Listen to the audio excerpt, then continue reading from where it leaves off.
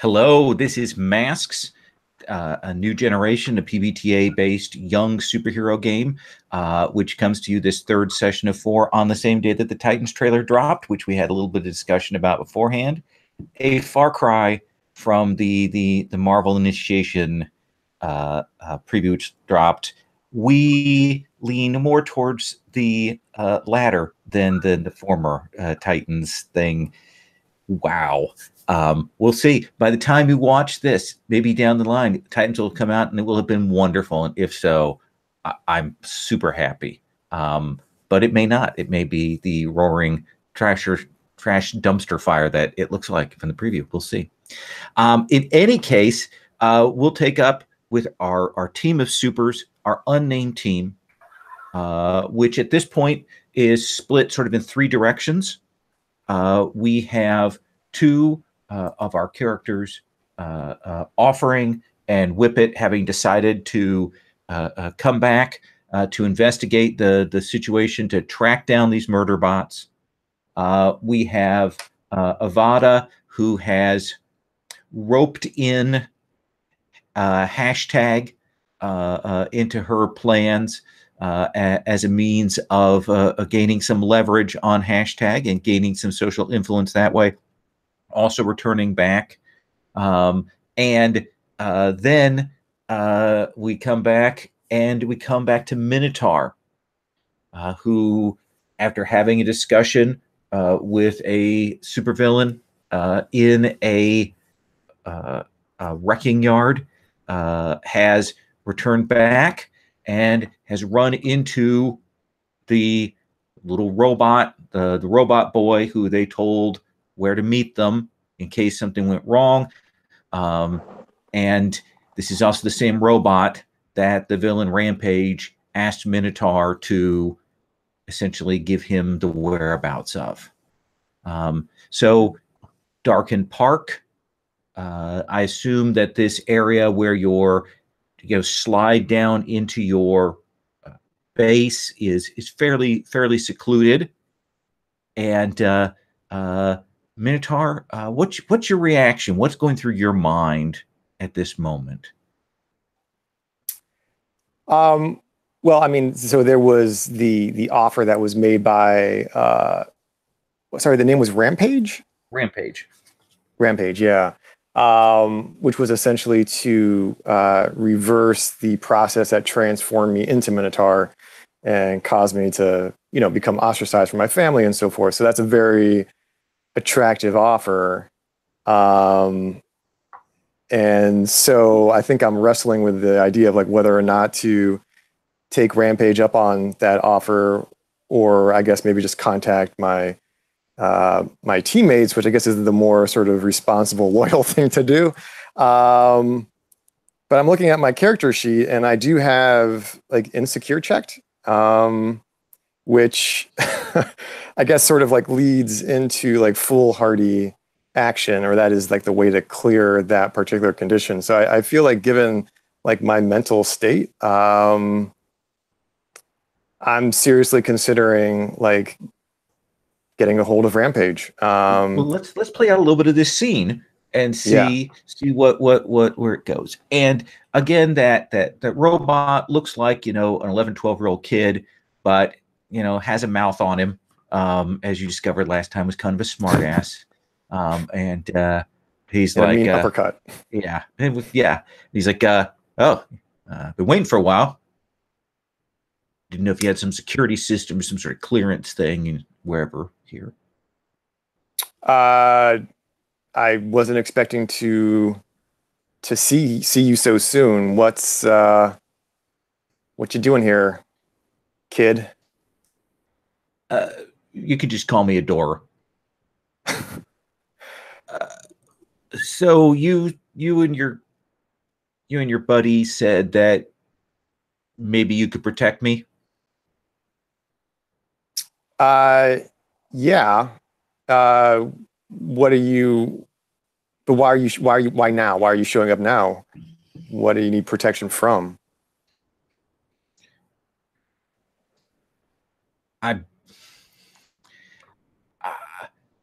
It's been a few years since I've been out.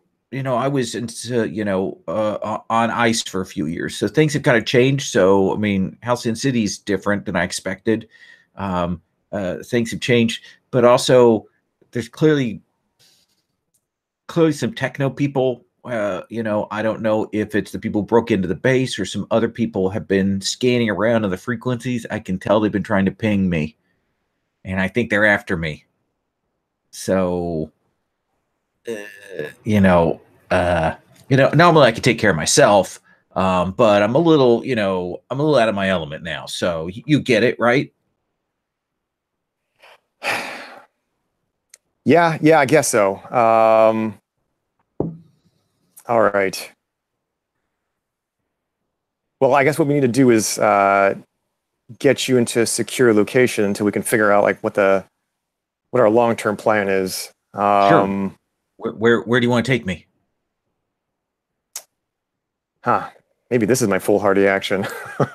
I mean, I don't really have any other like good location. I don't think. I mean, I'm not going to take him to the. I could take him to the junkyard. No, another place. You can make up a place if you have another place you can think of.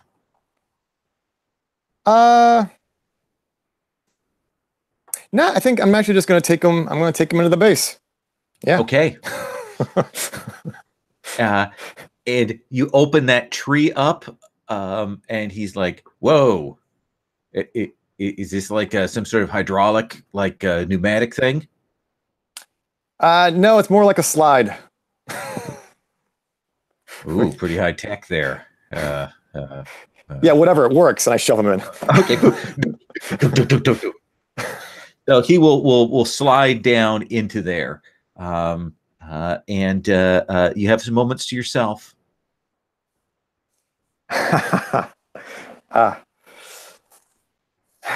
Or do you go down into the base? I'm going to go down into the base for now. Okay. I'm going to bide my time. Do we see a panel or two in the comic of you maybe hesitating? I think maybe like a cutaway shot, like as if you can see inside my pocket with the strip of, I think Rampage wrote his number like on a piece of paper. And then like I'm sort of, maybe you see my hand sort of like gripping that piece of paper, clenching it. Awesome. So I think then we can cut to bringing the others back to the base to meet up, to talk. Does that seem cool? Is that good with everybody? Like, trickle in? Can we just like trickle in into the end of this scene? Sure. So you want to arrive as you and hashtag as Minotaur is getting ready to go down. Does that seem good?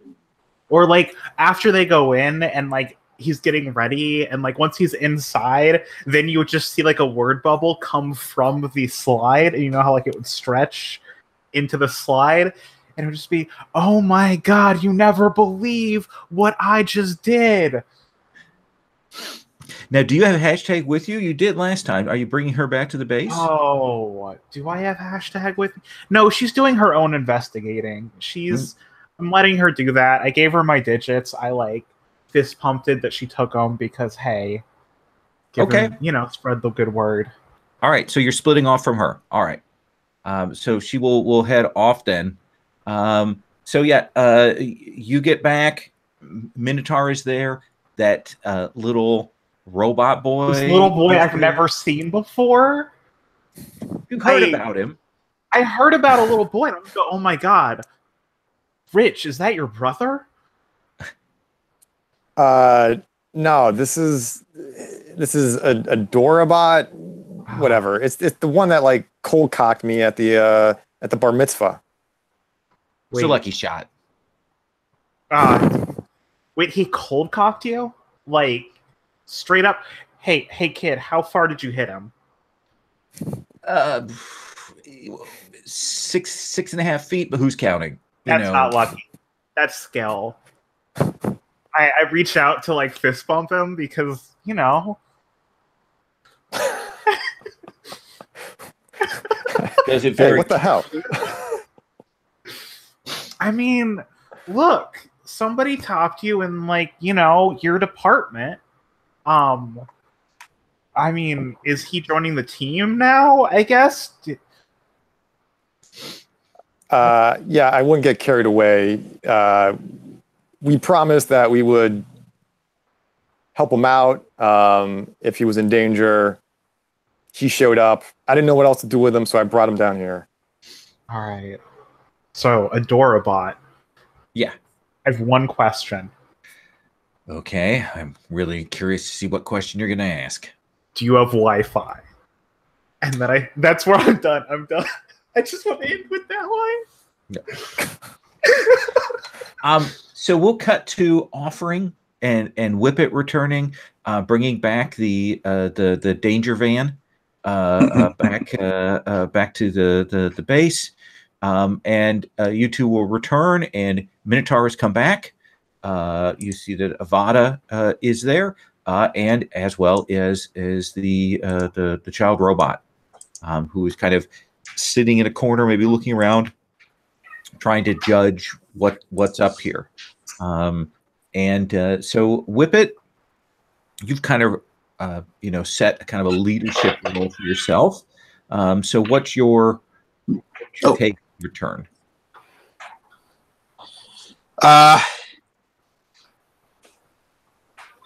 Is this the I'm trying to think of what would be a more dignified term for robot, but not coming to mind. I'll just Android, cyborg, synthetic person. Yeah, synthetic person. Yes. That's such a vague and neutral term. We would also have accepted synthezoid. These are all right. Miniature Gundam. Not a Gundam. So I see you found the synthetic. Well, he kind of found us, actually, but yeah. Oh, really? I'll introduce myself. I'm Whippet, and I take it you've already met Minotaur and the offering. Adorabot, do you have a name? I don't think you ever told us your name. Adorabot is my designation. Okay. Give a nickname. Can we call you Dory? No, please don't call me Dory. Oh, Whippet would cite that under. All right, Nemo. Nemo. Whippet cites that under the United Nations Convention on Synthetic Entities that you do have the right to designate your own title. Usually, it's referred to as Robot Zero. Adorabot it is then, buddy. So Roberto? Roberto is also a good way to go from there. It is. Okay. Well, yeah, Robot Zero will do until you come up with a title of your own. But anyway, what can we? I understand that. What can we do for you? You said you guys could protect me. Well, yes. There's two more. They're the killbots. Oh, wait. They're called killbots. Was it? Murderbots. Destructoids. Oh, murderbots. Right. God, who names these? The scientists who invented us, who built us. All right, Bobby. Okay. I'm just gonna keep going with the names. I don't think I'm ever gonna use the name. And if I may ask, who was your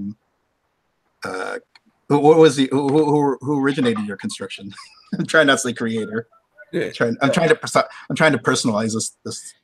A lot of that I lost when I pulled the center modules. I don't know where the base is. I know vaguely that there was a scientist. I know it's been more than a few years and less than a lot of years since the base was shut down. I'm sorry. Well, someone who'd create murderbots, I'm going to go out on a limb and guess is a villain of some kind. That seems like a reasonable judgment thing.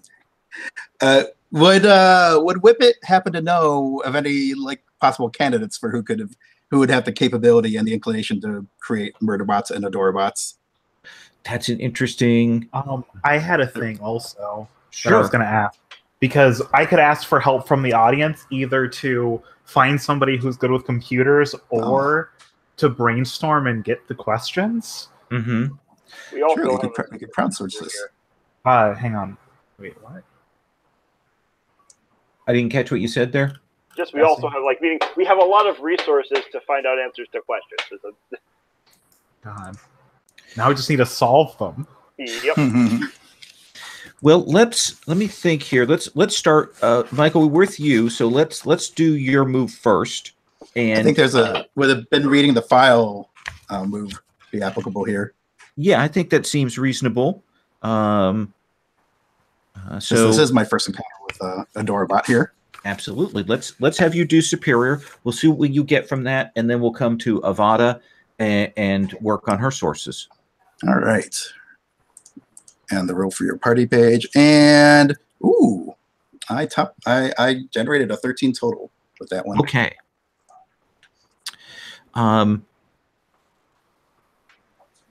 So you one of the couple of pieces that you have here, you know that there was a supervillain's base that's been dormant for a while that was busted into, and that's how these robots got out and are moving around and carrying out their plan. Are you more interested in who would have been managing that or the location of that lost base? Who? I'm more interested in who. It'll be easier to develop a strategy and tactics if we know who. There was a supervillainess named Sovereign, and she essentially was like a tech villain who operated for a few years, doing a lot of thefts and sort of creating of weapons and kind of selling those on the black market. And she went off the grid a couple of years ago and hasn't been heard from since. But this does look like her handiwork. She kind of popped up for a few years, had access to some superior tech, essentially worked in the black market with that, and created robots as well. So a proliferator as well as a villain. Absolutely. Now with your 10 plus from that info, you get a follow-up question. I guess the next question would be what's her likely hiding hole now?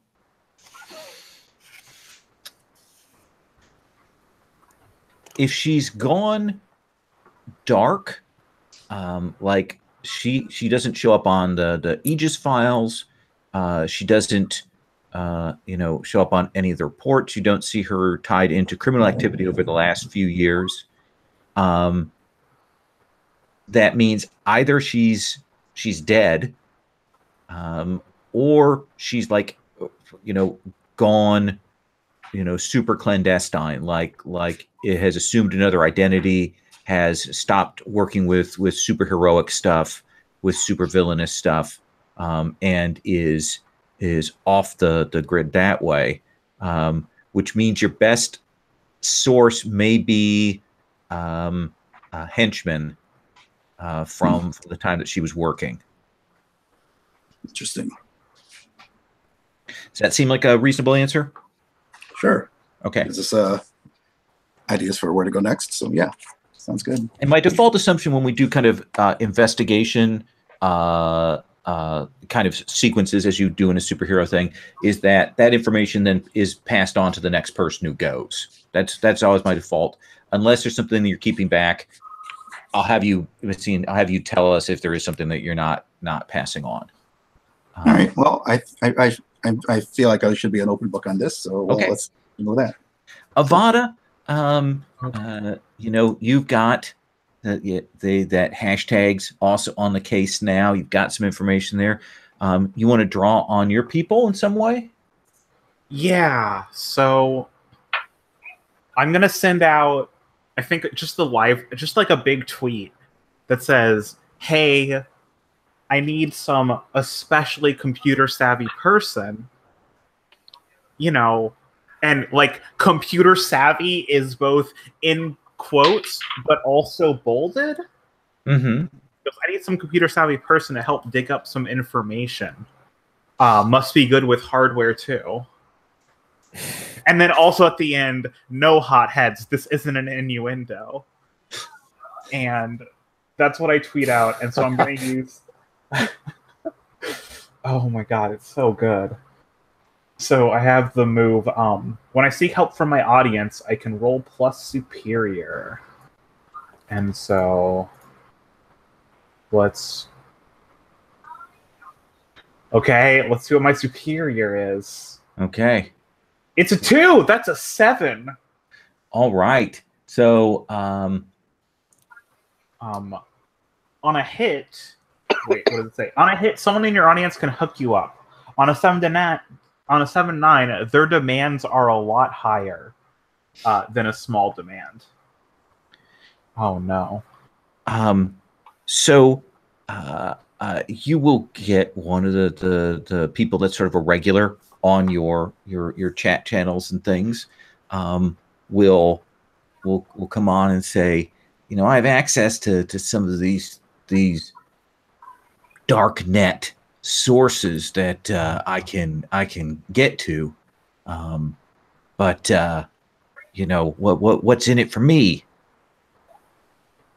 And I'm like, a promo? Question mark?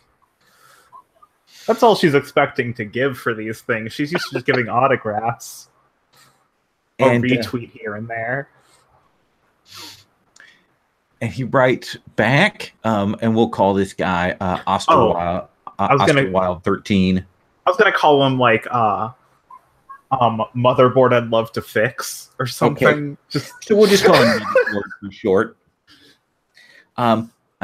He says, or she, you're not sure. No, I want a personal meetup and selfie. Oh, sure. Next week? Nah, no. Not gonna put me off. I'll get this. You asked me the question. I'll get you the info. We meet up, and I want that selfie. Oh God. Okay. You know what?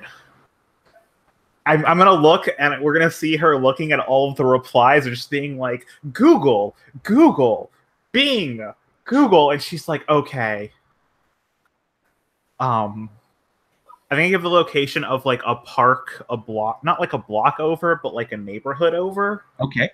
Oh no, it's the fountain. It's the same fountain I was at before. That's where I go. Okay. And so I'm like, I'm here. And what is it? What is the info that you want?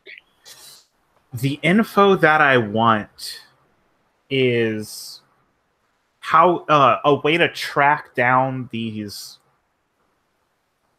more than kill bots, these murder bots. Okay. Let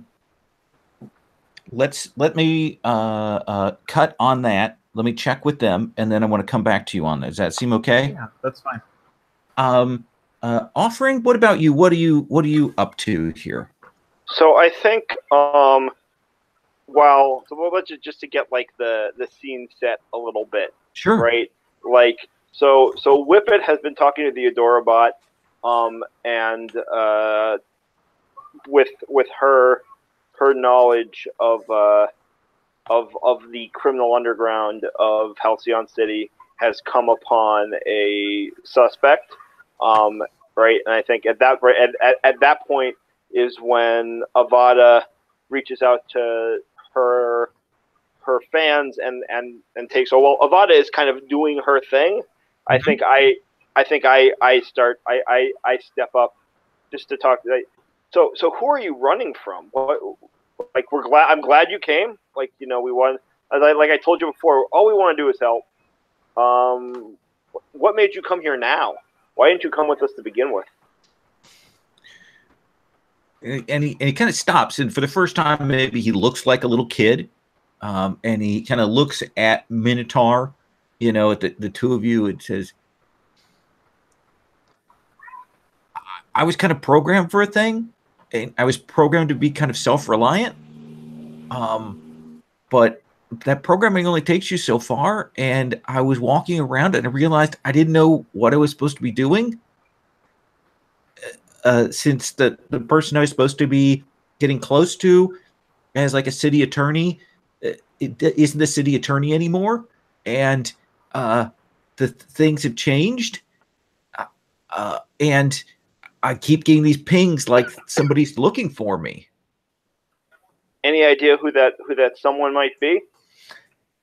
I assume it's whoever was with that blue-skinned guy. Wait, I mean, which blue-skinned guy? Troll? Yeah, the troll guy. All right. I mean, somebody broke into the base, so you know, it's either those people or my creator, and I'm not sure, you know, which one would be worse. So I have an idea, Adorabot, but you're going to have to trust me. Okay. Well, let me start with a question. Do you want to know who's pinging you? Do you want to stop them from being able to ping you? What's the help you're looking for here? All I know is if you have good intentions for somebody, you don't send an 8-foot blue-skinned troll guy to go and get them.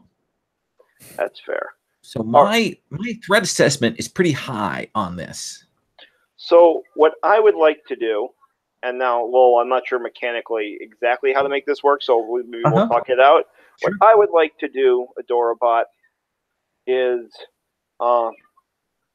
get you hooked up to the computer here in my home. I have, like, the two of the things I took, the advantages were a useful tools and a supercomputer. Mm-hmm. So, Adorabot, what I would like to do is see if we can't. I think we lost Hannah also, but see if we can't. With the computer interface, maybe figure out whoever it is that's going after you. Okay, that seems reasonable. And possibly maybe even block them from doing it. All right. Yeah, let's do this as and we'll do a modification of assess the situation. Does that seem like reasonable? The only thing I would say is that, like, so I would also like, I mean, tell me if this is too big an ask, but like I would also like the ability not just to like get the information from him, but also tinker a little bit. Like, meaning, is that too much to ask, or do we need more time for that, or like there'll be a.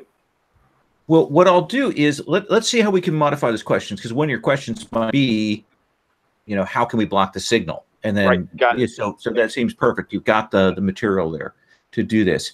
So let's have you roll superior. Okay, my superior is terrible. That's the way to play masks. Oh, and your team pool, we held up that one team from last time, and at the start of the session I put another team in the team pool, so we've got 2 team right now. Got it. I always do this. I hit submit instead of re-roll. Oh. First time every session. The 7 minus 1 is a 6. So. Can somebody help me out? Nope, not me. You're not there. But Whippet or Tor. Whippet's involved with this. Minotaur, can you help? I mean, I don't want to. Yeah, I mean, fictionally, I don't know if there's really that much that I could really contribute. Technical kick is a real thing. Oh. Yeah, no, I'm gonna leave. You're on your own. Sorry. You could rubber ducky debug, but using Minotaur as your rubber ducky. I don't know what that is, but it sounds awesome. Now you could. There is team. I think I'm going to be selfish. Yeah. Okay. So how are you alienating someone on the team as you're doing this to push yourself up? So I think. Well, I think. Is this too mean? Let's find out. Tor, maybe you actually like reached out to try to help, and I just like casually like smacked your hand away. Is like, don't touch my stuff. Like, I got this.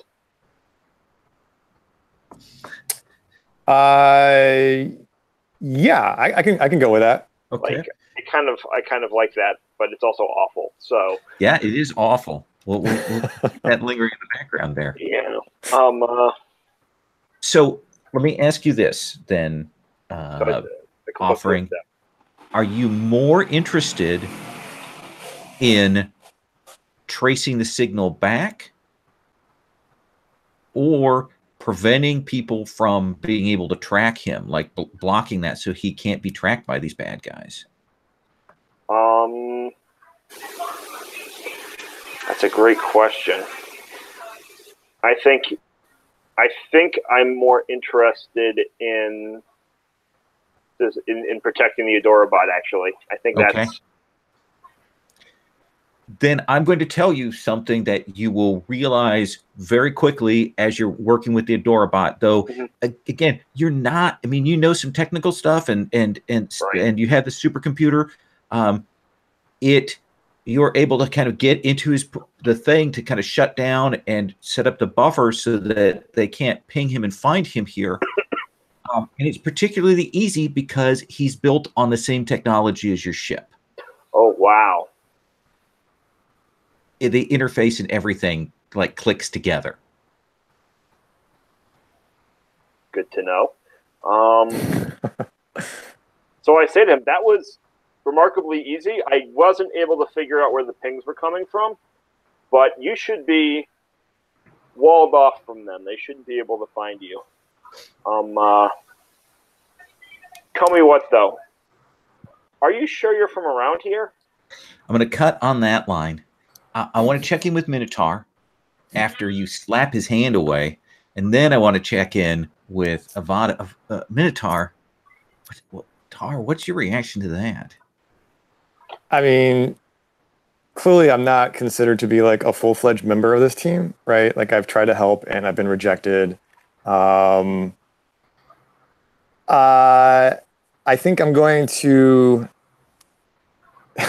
I mean, given my size and frame, I guess, to the sort of just slip off like into like an adjacent room or something like that. Like what kind of signal do I get down here? Do I got a signal? I assume so. Yeah, okay. Avada's been broadcasting from here, so you must have a signal down here. Oh, that's right. I think I'm going to call up Rampage. Okay. There'll be that 1 ring, 2 ring. Then the phone picks up, and you'll hear a kind of a clearly Rampage, his form or her form kind of causes some like interaction with the thing because there's certainly some squelching sounds there. Yeah. And says, so what do you know? First, tell me, what is it? What exactly are you going to do with the robot kid? I need to know.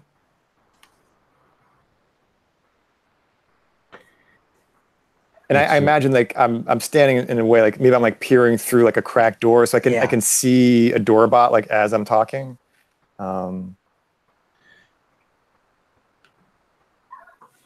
I could tell you that we just need some downloads from him.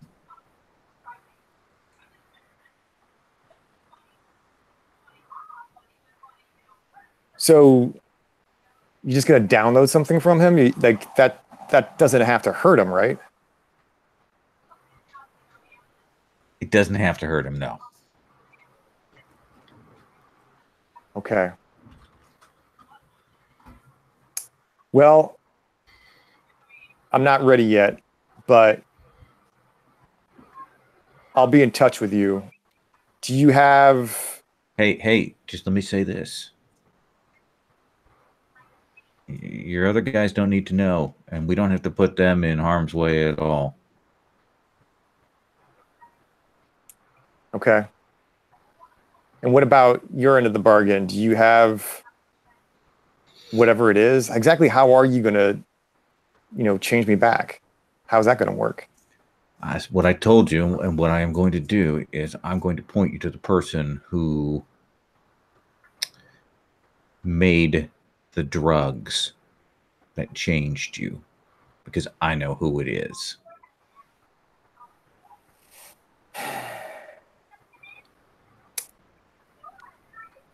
All right. I'll be in touch. I just hang up. Okay. So Avada, I'm trying to think if I can find a way for like Whippet to be invited, but also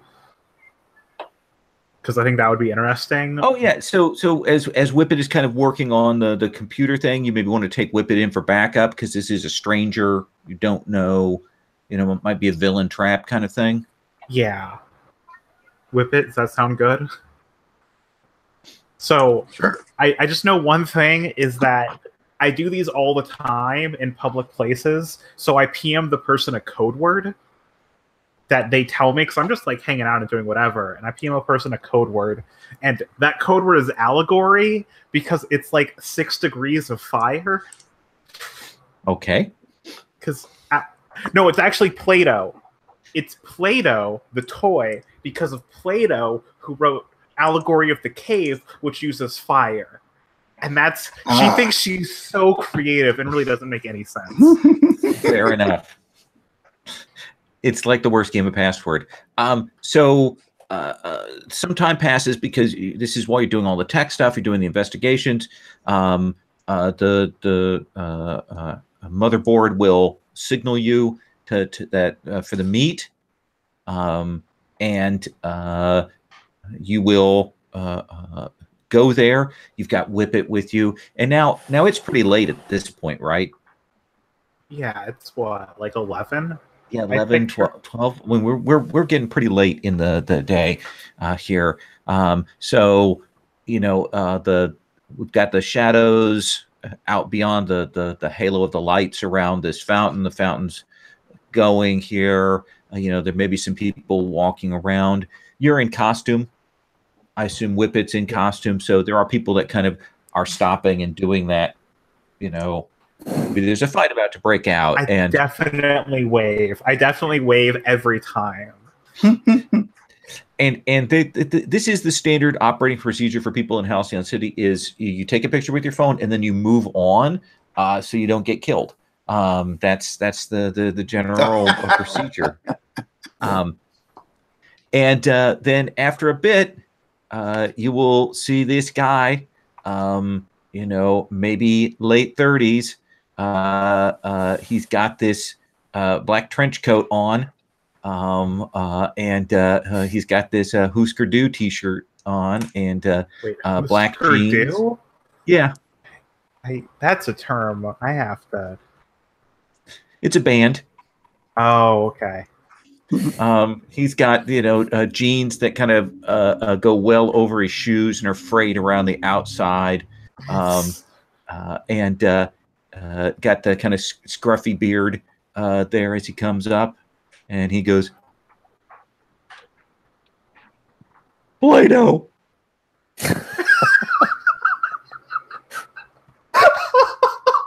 Whippet, is he serious? Yeah. Whippet, I can't. All right, Cal. Don't be rude. Oh hey, you're the one who wanted this stuff. We do, and thank you for bringing it. Yeah, that's it. Let's do the photo. Let's do the photo. Okay. Oh, right, the selfie thing. Hey, Lap is in character also. He goes, hey, Whippet, will you hold the camera? All right, sure, but it's not exactly a selfie anymore, but that's fine. Well, you know what I mean. It's like a selfie. He comes over by you, does the hover hand, Oh my god. I do a what is the most like but like with fire at the fingers, I'm just like, it's just like the cheesiest face I can make. He's doing the Oh my thing. god. Take the picture there. And he'll say, okay, so you're looking for these murder bots? Yeah, they're out there. Like the truth.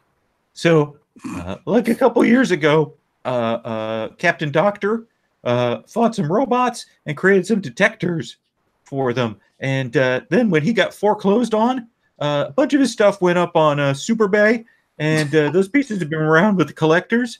So what I've got you is I got one of these tracking sensors for standard AI supercomputer robot module. So it's got a pretty decent range, and you should be able to use it to track one or both of them down. Thank you, motherboard. That's right. Yeah. Did a good job. Yeah. I'm truly glad. Hey, can I maybe get a selfie with Whippet? That's up to her. I mean, you're a hothead, but I don't know if you're a I don't know if there's a fan club for Whippet. Like, I don't know what the fans are called. I don't. Yeah, I have no idea, honestly. I've never looked into it, actually. But can I take a picture with you? Sure. Yeah, let's do this. I do the picture. Okay. Again, hover hand over your shoulder. I'm all business. Does that. He'll take the shot, and he'll give you this clearly like dented up super tracking device. I take it. I'm like, I guess the heat is on. Look, she likes fire puns, okay?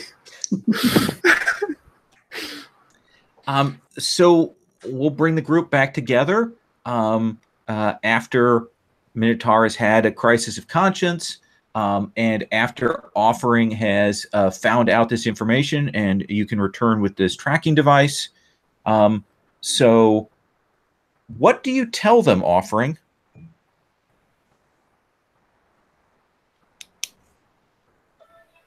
I say, our friend here is safe from whatever prying eyes we're looking for him, but there's something weird about the tech he's made out of. It's an awful lot. I pause for a second. I'm like, I'm trying to remember what I called it. It smells like Tabernacle, which is the name of the place I come from. Huh. I don't know. Like, he looks like any kid that might show up at, school or a bar mitzvah, but I don't know. There's something about how he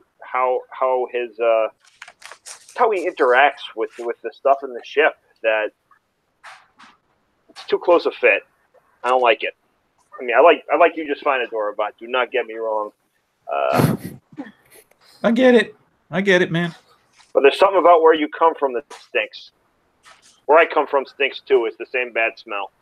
I mean, you can shower. I have candles in here, okay? To be clear, Avada, the smell was a metaphor. Got a little too heavy. Oh, I got this thing, and she holds up like a beaten up. I'm picturing the ones from Dragon Ball, where it's like a grid with just like the dots. Yep. I was like, we got their location, I think. Wait, location of what? Oh, the family finder. That's what it was, because Adora bought. You want to find your other two siblings? Because we do. Adorbot goes, no, rather not. Okay. Cross paths with the murder bots. Yeah, we definitely have to contain those murder bots, but there's no reason to bring you into this. I mean, Yeah, you can sit tight here. Yeah, since you're not designed for combat and all, or excuse me, you're not inclined towards combat. I'm always trying to avoid any kind of like language that hints at you're an object that was created. Trying to be like PC, no pun intended. Yeah, because it's a computer. Oh, I get it. I get it. I'll just stay here and watch cable. You've got cable, right? To be perfectly honest. Oh wait, yeah, wait, Avada, you brought the TV. Yeah, like I have my thing set up so I can stream. So there is just like a computer there. I think I have an actual computer just there that's usually that's good enough to stream and process remotely. I love this. There's this giant supercomputer built into the wall, and then on a little desk to the left of it, there's a piece, a laptop or a PC rig. I think it's like a $500 gaming PC equivalent. It's not so much money, but it's just comparatively, it's a good scene. Yeah. I feel like we shouldn't have cable. I think we should just have somebody's Netflix password. I think that's and it's not one of ours. It's some random person that it was a fan. A fan or something. It was one of my fans, but also I keep using all of the pirating sites. Yeah. So Adorabot will begin going through Netflix and Hulu then, and checking that stuff out, and we'll wait. It does look like the tracker. You can see that it has that grid thing, and it looks like there are certainly two signals that are in different parts of town, based on kind of the triangulation. It looks like one is up sort of the more office complex, industrial, technical part of town. And then the other one looks like it's more along sort of the docks and warehouses and that section of town. So in two different directions. Also, does our area also light up on it? Does Adorabot? No, it does not. Okay. Adorabot does not show up on this because Offering has blocked that. Oh, wait, does the ship? That's our base. No, it's not within those parameters. Okay. So this sensor detects a standard processing unit that's used in AI robots, but also Adorabot seems very similar to tech from Tabernacle. I'm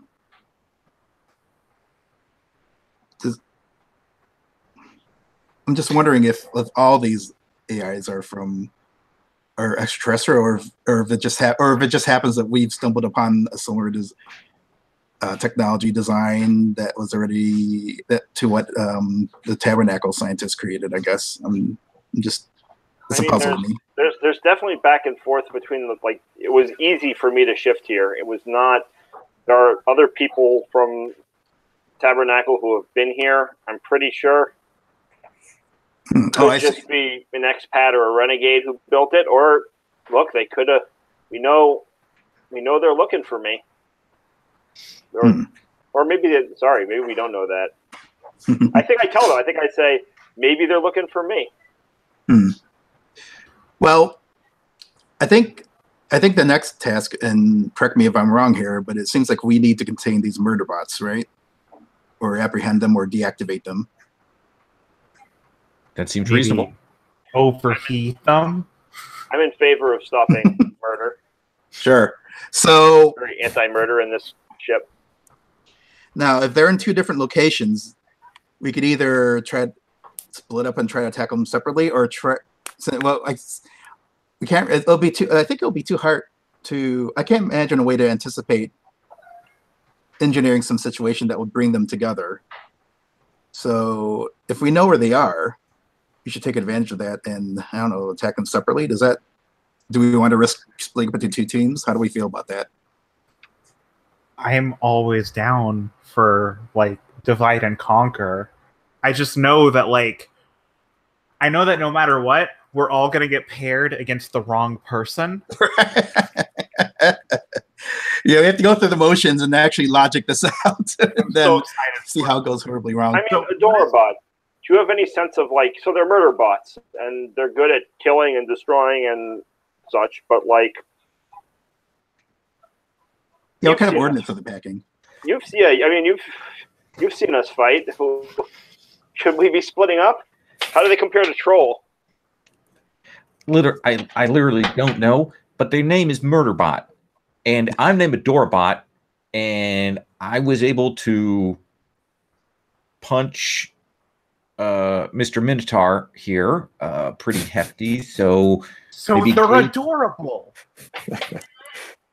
It's Iceland. Sucker punch. Yes, took advantage of this moment of surprise to strike down. And you're the Adorabot, so it'll be safe to assume that the Murderbots will be that much more powerful. That's sort of the line of thinking I had. Yeah, maybe we shouldn't split up. Maybe we should just focus on taking one of them down. After all, we just have to we neutralize one. I'm sure the other one will come anyway. There's no maybe splitting our numbers would be a bad way to go. I think we're thinking about this all wrong, though. I think because he's an Adorabot but can punch out our teammate who is known for his muscles, I think they're going to be called Murderbots but incredibly adorable. It'll be like fighting Care Bears. Okay? You know about the Vikings and Greenland and Iceland where they switch the names to trick people? I think that's what it is. It's the ultimate deception. Well, let's hope we can. Let's hope we're in for a pleasant surprise if that's the case. But we'll see. All right. So I want to follow up on one thing that Avada has done, and then I want to figure out where you guys are going. Avada hashtag writes back. What's the plan? Where are you going? Oh. Shit. Wait. I say, hang on. Team meeting. Give me 5, and then we go back because I don't know the plan yet. I don't know if we're splitting up. We're not splitting up. We're not splitting up. Yeah. Maybe send hashtag. Do we know that you've been like engaging with hashtag, or are you sort of keeping it quiet? Either on purpose or out of just like not caring to tell us. I have bragged about it because hashtag now has my number, and it's one of those like hate-love relationships where I hate her, but I also love her. Got it. Of course. Send hashtag to deal with the other one, and the 4 of us will take. I'd just send her for a recon. Yeah, sure. Recon is good. What does hashtag do, by the way? Like, what are her powers?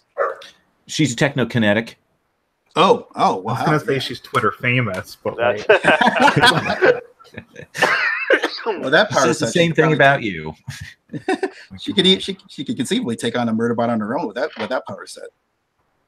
Well, if you say you're going to go to one location, she can certainly head and recon the other one. And you said one was in a one is sort of an industrial tech development area of town where you would have like LexCorp and those kinds of things, and then the other one is essentially by the port and dockside area.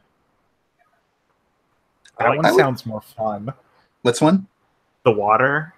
Yeah, I was going to suggest that too because the tech zone seems to be ideal proving grounds for hashtag, right? Yeah, I also just want to get knocked into the water with a powerful blow. I mean, it might short out your fire powers, but hey, it's going to look cool. No. But yes, you can lie. Okay, so you'll give hashtag that info. Yeah.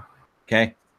And she will write back, heading there now. Get that overtime because it's in some offices. And the 4 of you can get together and get the tracker and head out as a team. We see sort of the focus and dedication on the face of Offering and Ivada's excitement and Whippet's concentration. What's the look we see on Minotaur's face at this point?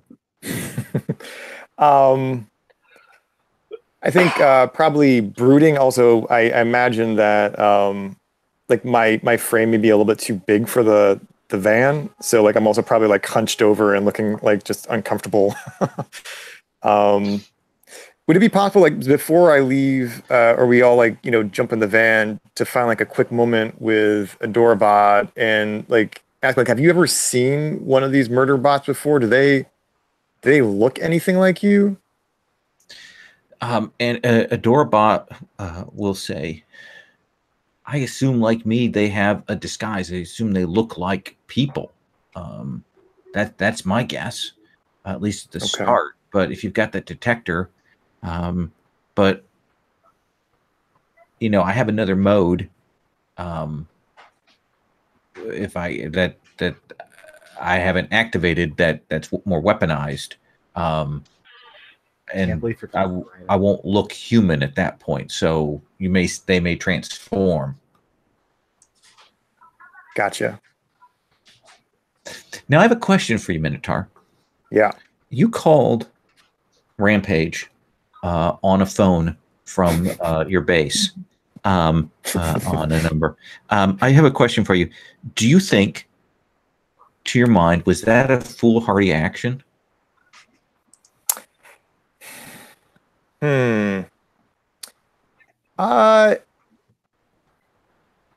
Because I'll allow it if you think that qualifies to clear that insecure for the moment.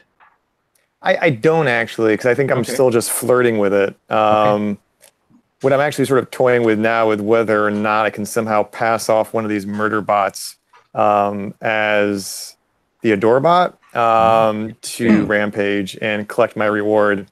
We'll see how well that goes, but the problem with Adorabot, I think, is that he looks a little bit too much like my kid brother. Yeah, and it's causing me some pangs of conscience.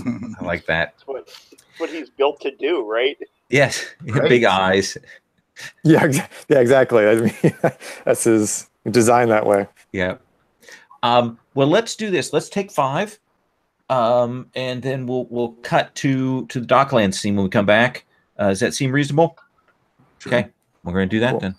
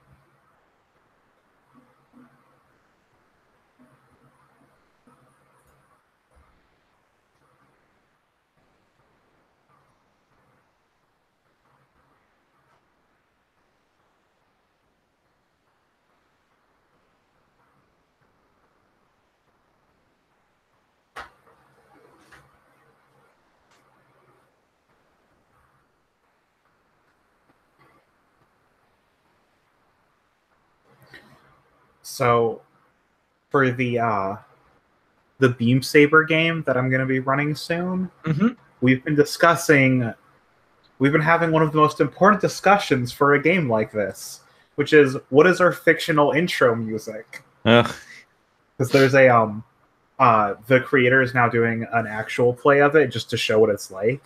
And the intro is this really good, like, it's a really good J-rock song that's very much like fighting mechs, but also not just like go fight everything. It's really good. So we've been arguing between something called Skunk Funk is one of the player's main things, and then mine is this Vocaloid song called Sets in a Drive, because I think that really fits it.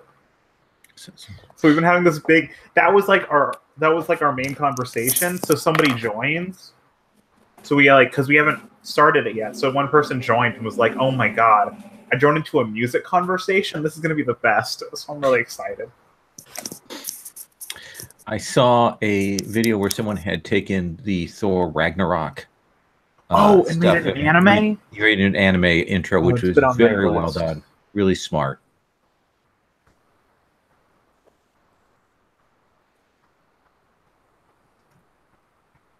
Oh, I liked it, but I didn't watch all of it because it was shown at work.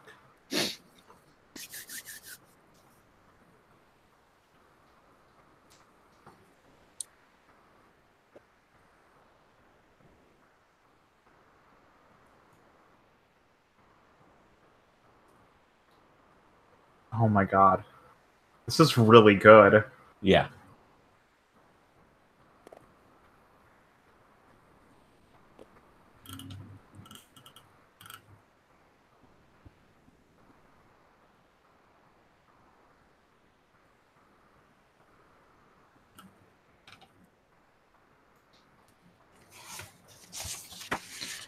Give Michael a sec.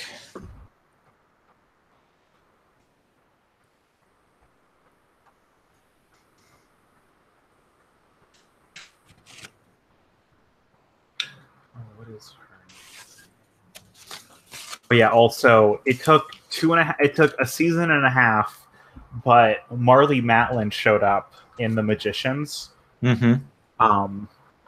Which, you know, being known for their whole thing of like, hey, here's all these cool hand things that we got from like voguing and dubstep and all these things, and they were like, hey, let's get a deaf person to do signing.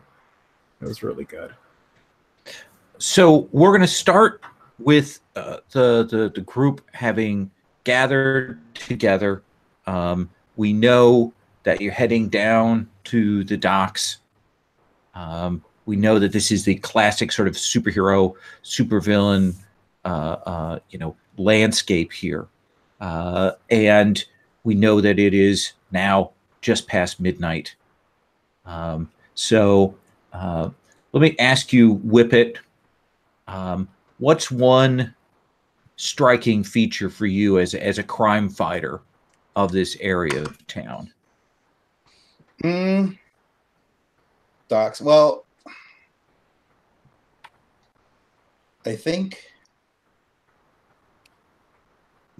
there's no like is there an Atlantis established Atlantis in this world? Or You tell me. Is there? Oh, I'll say no. Okay. I was just thinking of the word. Maybe this is where they have their embassy, but Do you want an Atlantean embassy here? That's fine. Yeah, they've got to make things needlessly complicated. Okay. I'm just trying. Yeah, I guess for crime fighting, I guess it's just a matter of you've probably just got lots of docking bays and stuff. I don't know, just ships full of lots of they're probably like lots of like lifting winches and stuff like that. Okay. So we've got both sort of we've got the ships there. We've got obviously the cargo containers, but we've got a lot of, this is a little more higher tech.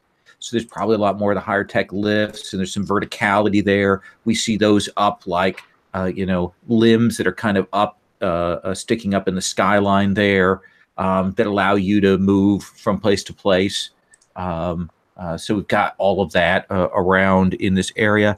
Let me ask Avada, now, this is one of those moments when your team is trying to be maybe a little more subtle, right?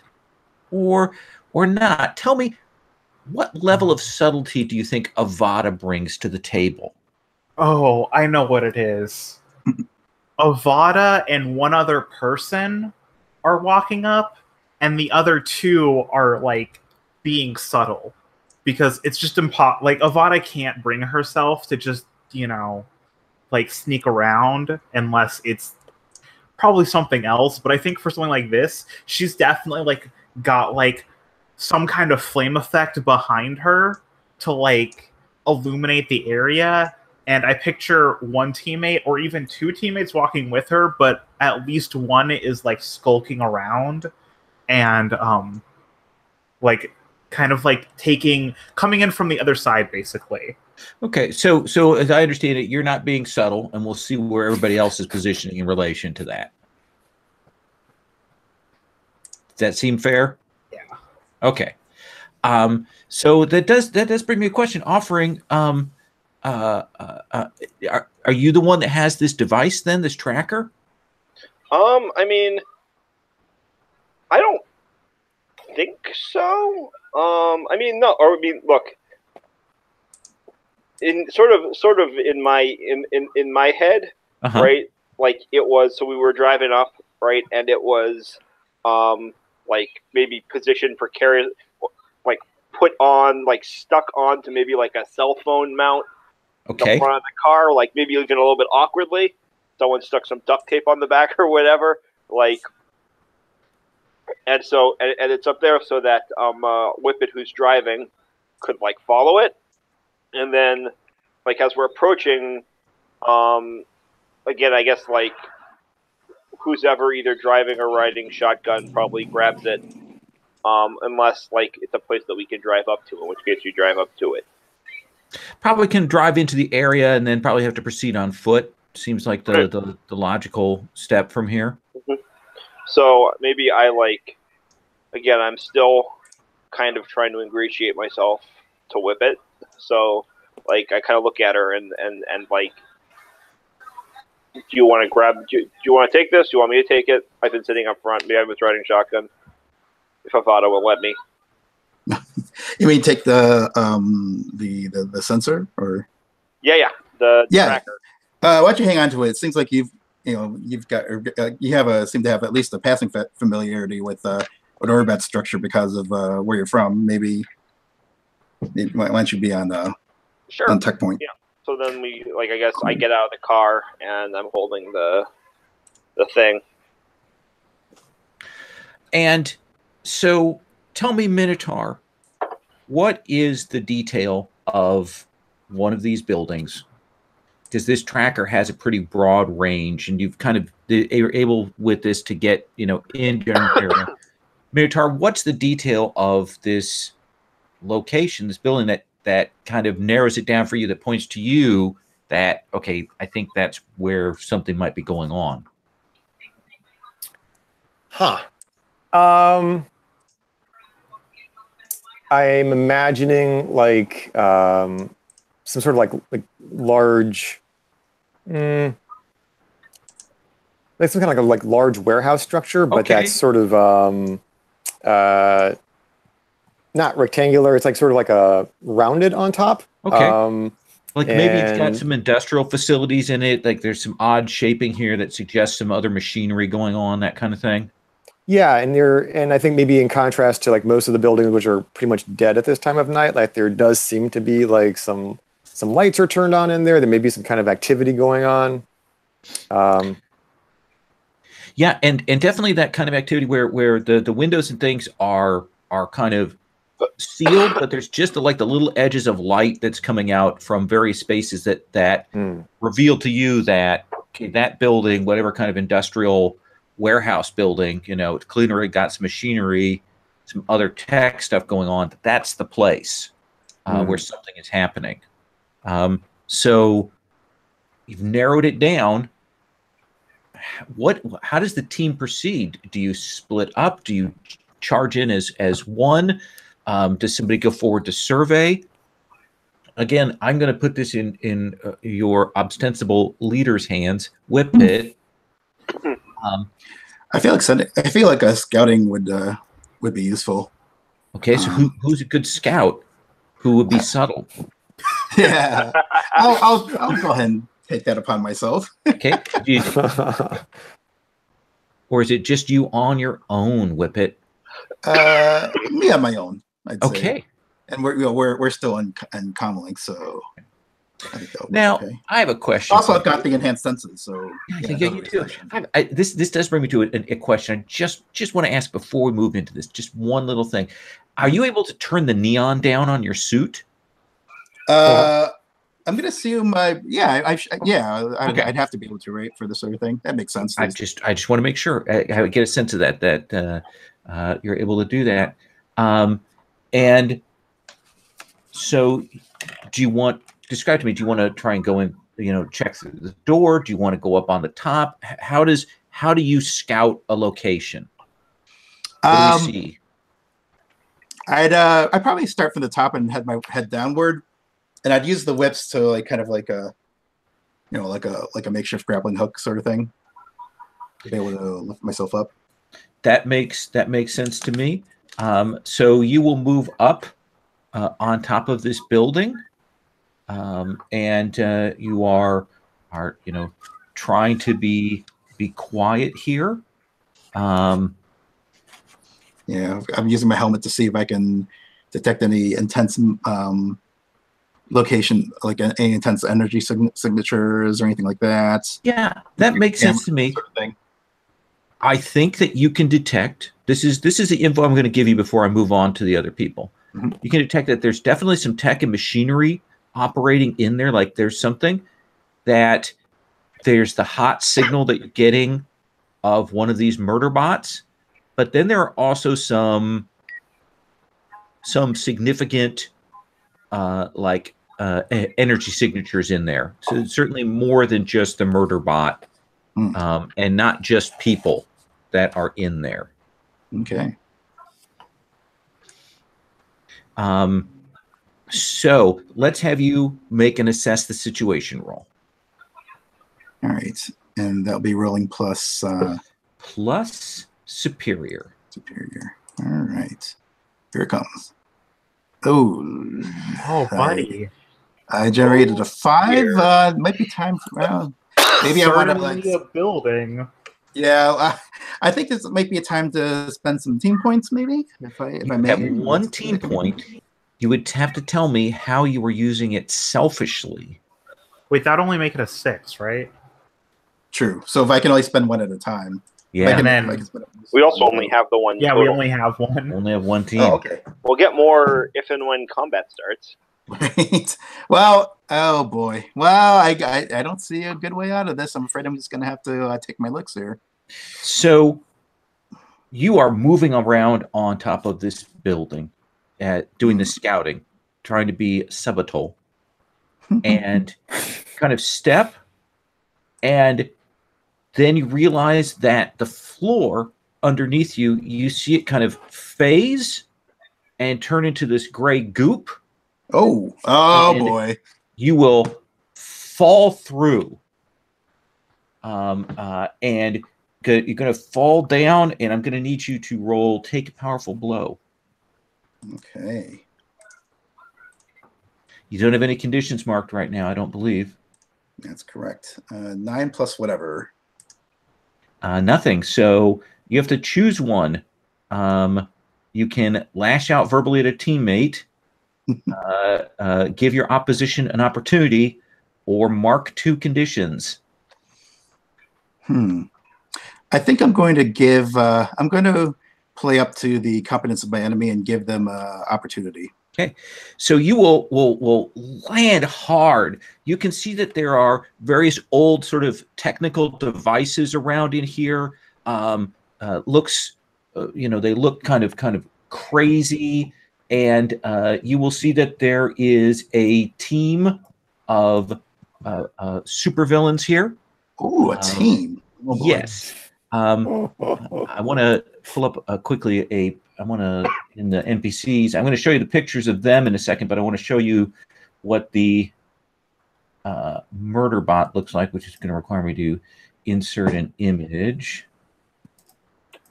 Let me grab that from the folder. Hang on 1 sec.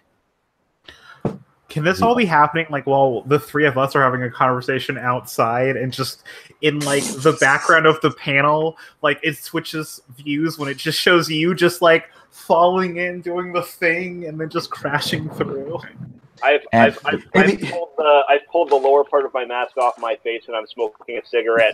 Like, you could be arguing over how you think Whippet should spell her name. Oh my god! So what do you think? I like that she added like the et, like the ETTE. I don't know. You will see that there is this sort of robot, very clearly robot. I put a picture of it in the NPCs and stuff. Off to the further right, that is kind of standing still, and you will see that there are four figures there. This woman with who's looks like she's got kind of tech powers, who's approaching. This guy who looks like a werewolf type, who I think I mentioned before is one of Troll's partners. What was the first one? Facet. Okay. Wait, now it's not. Fenris. No, it's okay. Yeah. Person who's working on the computer's source code. Uh-oh. And then the person who is like right by you, who clearly zotched the roof, Nano. Oh.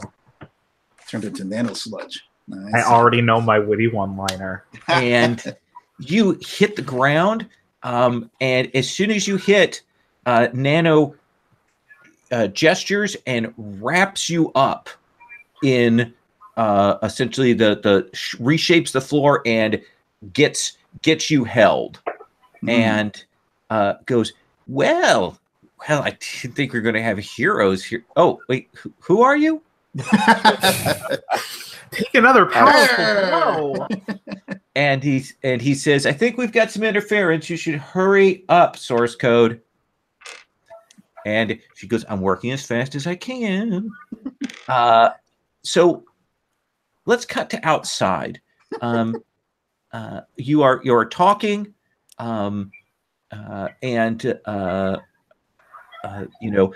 she's on the roof. She's doing that, and there is that fall through. And do you guys have is it like a danger signal or a comms, or how do you 3 get alerted? Do you think to this? Is there a scream on the mic on the comms? That's what I assumed. You're like scream, crash, bump. Yeah, probably where it kind of crashes through your thing and probably then goes out. The comm unit goes dead. What do you do, Minotaur? Yeah, that didn't sound good. I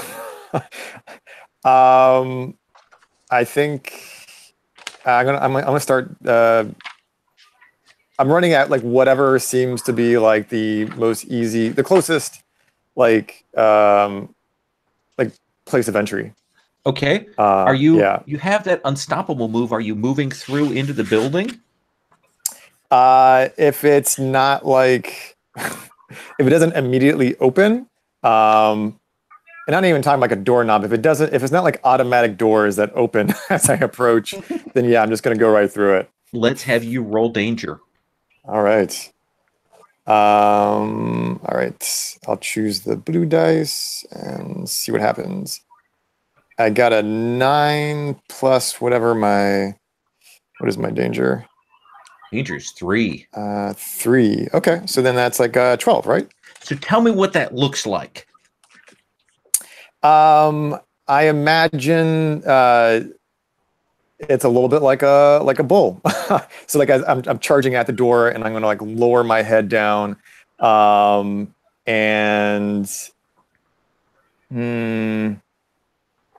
I think maybe originally like I was like, yeah, I was wearing like my duster with like a hoodie underneath that with the hood up, and like the hood of the hoodie kind of like, you know, falls back as I'm rushing because of the wind, and then like I just take the door right with my head, and like the, you know, just flies right off the hinges and like goes into the room and like skids across the ground, maybe with some screeching and sparks, you know. There's probably bits of like Kirby tech and devices here that you send flying even as you batter through kind of into the middle of it. And you will see those 4 fairly youthful supervillains, that Murderbot that seems to be held in stasis, and of course a Whippet sort of blanketed to the ground. And Fenris is the person who reacts fastest and is moving to intercept you. But we'll come back to you in a sec. Okay. Avada, what do you do? Okay, so I hand Dylan $5. I think, and then I'm probably like following behind. I'm following closely behind and just seeing this mess. Okay, just through the dust and all of that. There's an easy pathway. Essentially, Minotaur has created a path that you don't even have to worry about to get in here. Yeah, so I think I'm looking and I'm trying to decide. I don't know what I do, whether I attack the kids, attack the stasis murder bot before it's active, or help my good friend and teammate. Well, this would be a good time to decide on one of those courses of action. I think I can't decide, and I'm just like, let's get another hand out. And I go and I'm gonna try and whip it out. I think. Okay. Like, do the that sounds safe. Do a blowtorch, you know. All right. I think that would be unleash your powers. Yeah. What is my free? Oh, I should also say, let me pause here for a second before we move on, because we know that we already have one team in the pool. Does your leader have influence over everyone in the team? Do you? Whippet? I believe I do. Yes, I don't think I've lost influence over everyone yet. Okay. Anyone yet? If everyone has the same purpose in the fight, add another team. I'm going to say no. Right. Who could that be? Who's holding out on us? Okay. Sorry. It's okay. If any team member mistrusts the leader or the team, remove a team.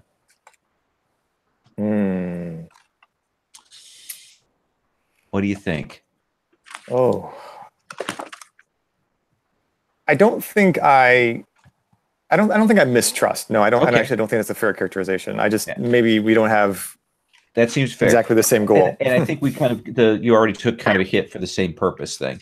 I do think you're a little bit off balance, so I think we're down to one team.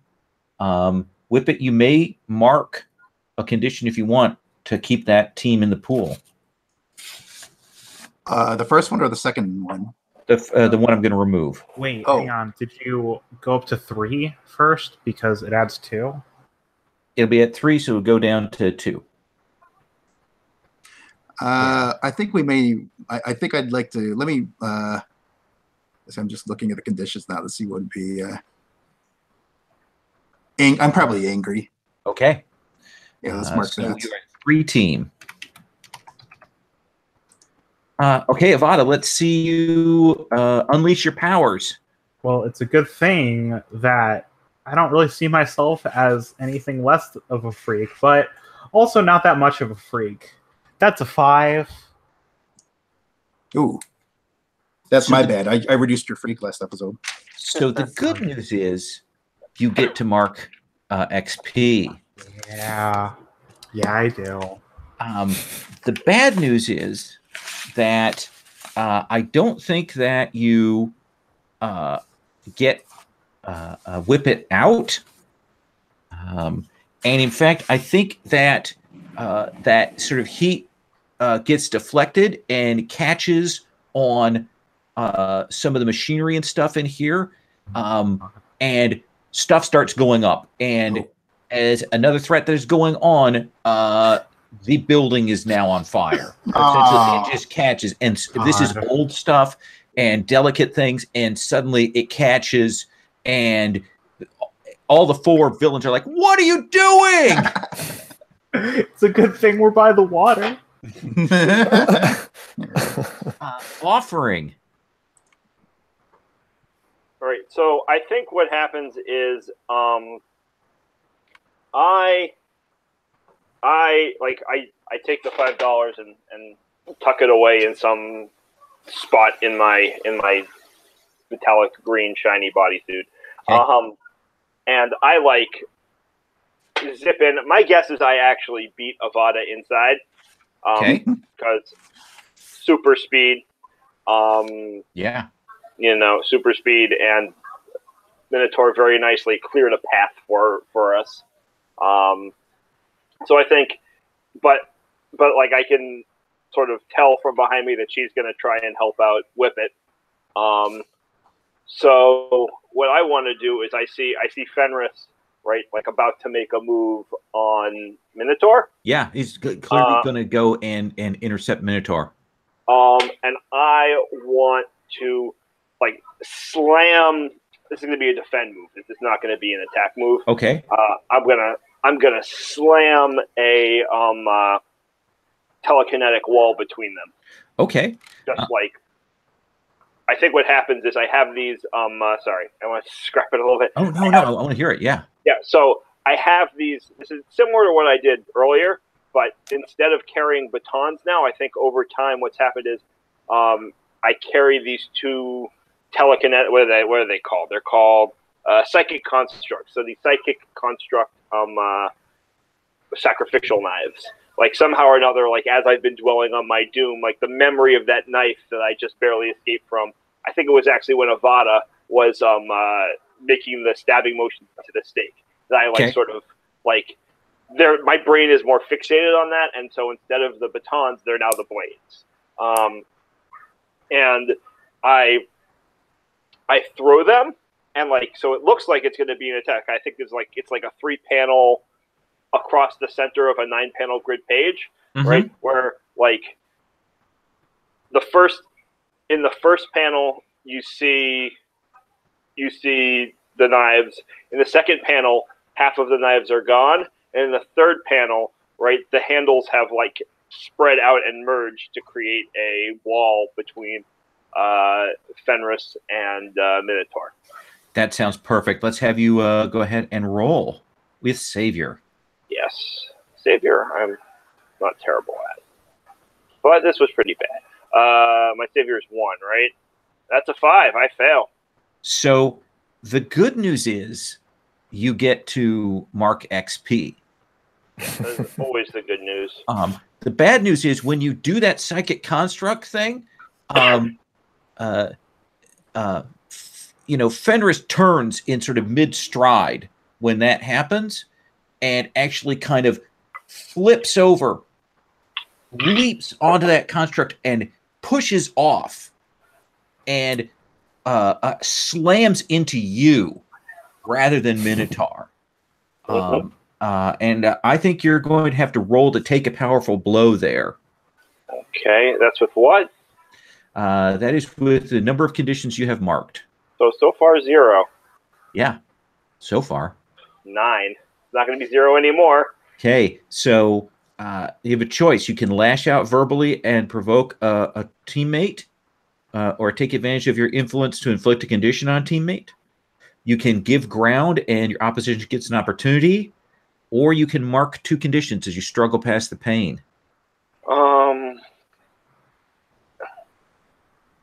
So here's my question. Yeah. Is the opportunity, or if you don't have to answer this, but is the opportunity against me or against Minotaur? It's against you. Okay, yeah. So I'm gonna give ground and give my opposition an opportunity. When he lands, the elbow comes down, smashes you into the chest, drives you into the ground, and then he looks at you and opens his mouth and breathes frost out and completely freezes you to the floor. Like you are just you feel all of the like metal and stuff that you have on you kind of crack and freeze, and any like skin you have exposed, you'll feel it freeze to that, and you are just absolutely ice covered to the floor right now. Good thing it's a hot environment. Yeah. Or if it's on fire, it'll melt pretty fast. Well, let's hope. Let's come back to Whippet. How would Whippet get out of this nano container? Well, if I still have my hands on my whips, could I? The only thing I could think of is if I just like set my whips to like some kind of like emergency, like, or what are my whips to like an emergency like a power overdrive thing, so that I love it. I'll hurt myself, but at least it'll break the molding around me. Roll unleash your powers. Okay.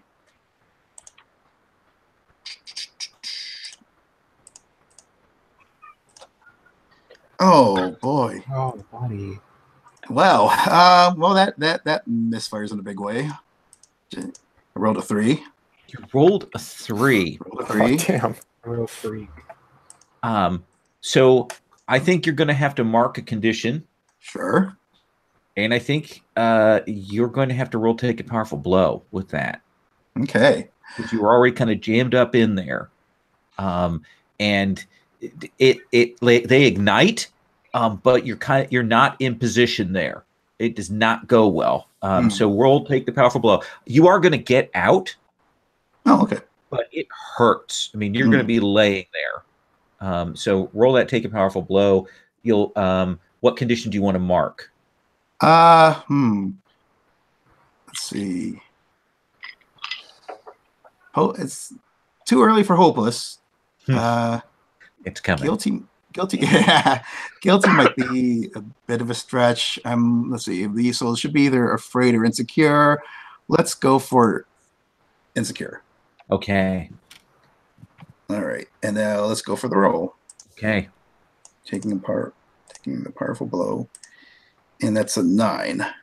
Okay. Plus 2. Okay, 11. Okay. So you get some choices. That's a 10 plus on take a powerful blow. You can remove yourself from the situation, flee, pass out, etc. You can lose control of yourself or your powers in a terrible way. Or you can take 2 options from the 7 to 9 list. I feel like the option, I don't like this option at all, but I feel like the option that makes the most sense is to remove myself from the situation, like I pass out from the pain of what just happened, from this from the backlash of my failed power burst. Yeah, and maybe because you've also got these flames around you, you go out. So you all will see that sort of ignition of those whips, and Whippet kind of maybe starts to get to her feet, but then drops back out on the ground, unconscious. Oh no. What do you do, Minotaur? Wow. I think so. This guy who just did the frost breath. Yeah, Fenris is kind of standing over, offering. Right. I mean, offering was kind of a dick to me just now, but in the past, like I've sort of like connected with him the most as sort of like another like stranger, outsider type figure. So anyway, I'm making a beeline right over to Fenris. And I think my plan is, the idea is like I'm gonna like grab him by his leg or something like that, and just like you know, like a rag doll kind of bam, bam, like, you know, either side of me. That's directly engaging. Yeah. So let's see how this goes. Yeah. I'll roll the blue. It's like, I love how all the other villains are just like, Oh, we're just gonna watch this happen. They've got other things they're doing. Yeah, I'm sure. I just rolled a 9, and that would be plus my danger. Yeah. Okay, that's a 12 again. Jeez. Okay. Yeah. So you trade blows. You do that, and you get to pick 2 from that directly engaged threat list. Oh, right. Let's see. I will use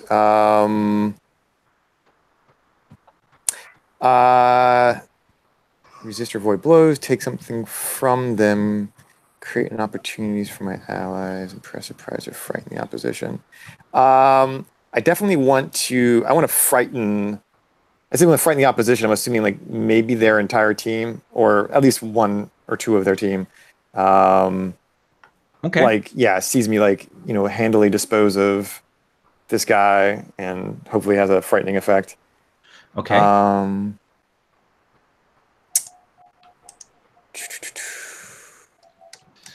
mean, And take now- something.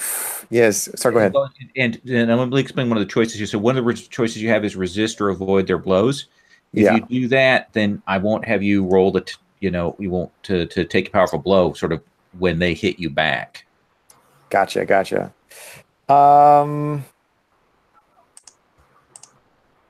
Yeah, I guess I don't. Yeah, I don't see myself getting hurt really in this exchange. So I will choose that one. Okay.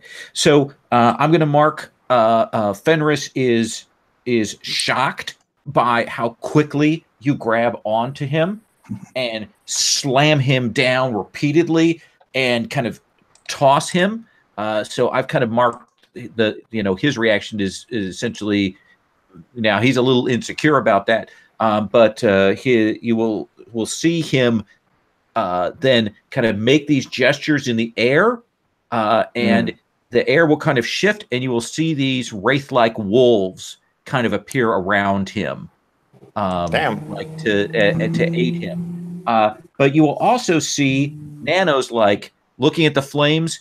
He's close by. He sees that, and he goes, "Oh, okay, we're going, guys," and falls back and essentially runs over to where that woman is working at the computer and is kind of going to grab her to get out of here. Looks like he's going to grab source code, and like discretion is a better part of valor. And he's going, we've got enough. Let's go. They left the murder bot there. The murder bot is waking up right now. Yes. What? So let's come back to Avada. Okay. So I tried to blow out Whippet, who then blew out from the inside and passed out. And I'm thinking, well, if the building falls on top of the murder bot, that's not so bad. But if the building falls on my teammate, that's a little bad. Yeah, because that's about to be a situation. So I'm gonna try and I'm gonna grab my passed out teammate and try and get her clear. Okay.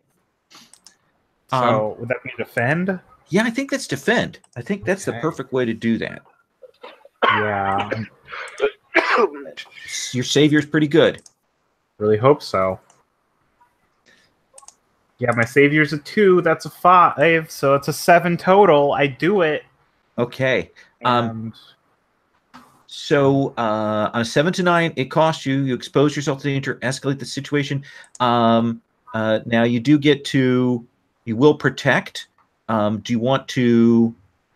NBC? No. Okay. Wait. PC. I'm gonna.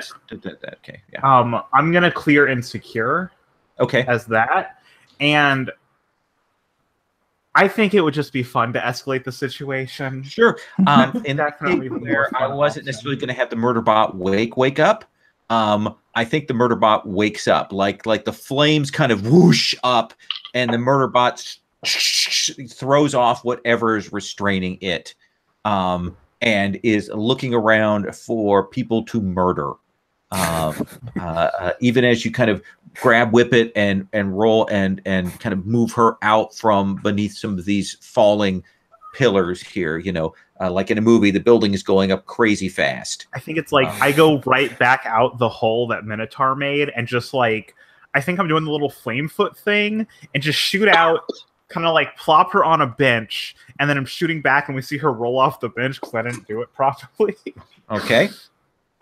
That's my offering. You're frozen to the ground. You'll see Minotaur. You can kind of turn your head a little bit and see Minotaur just grab Fenris, absolutely beat the floor. Sections of the tile go shattering as he smashes this Wolfman into the floor, then throws him around. The building is on fire. You can see the Murderbot starting to move. What do you do? So I think what I want to do is, okay, so one is cooler, but one is simpler. I'm going to go with cooler. Okay.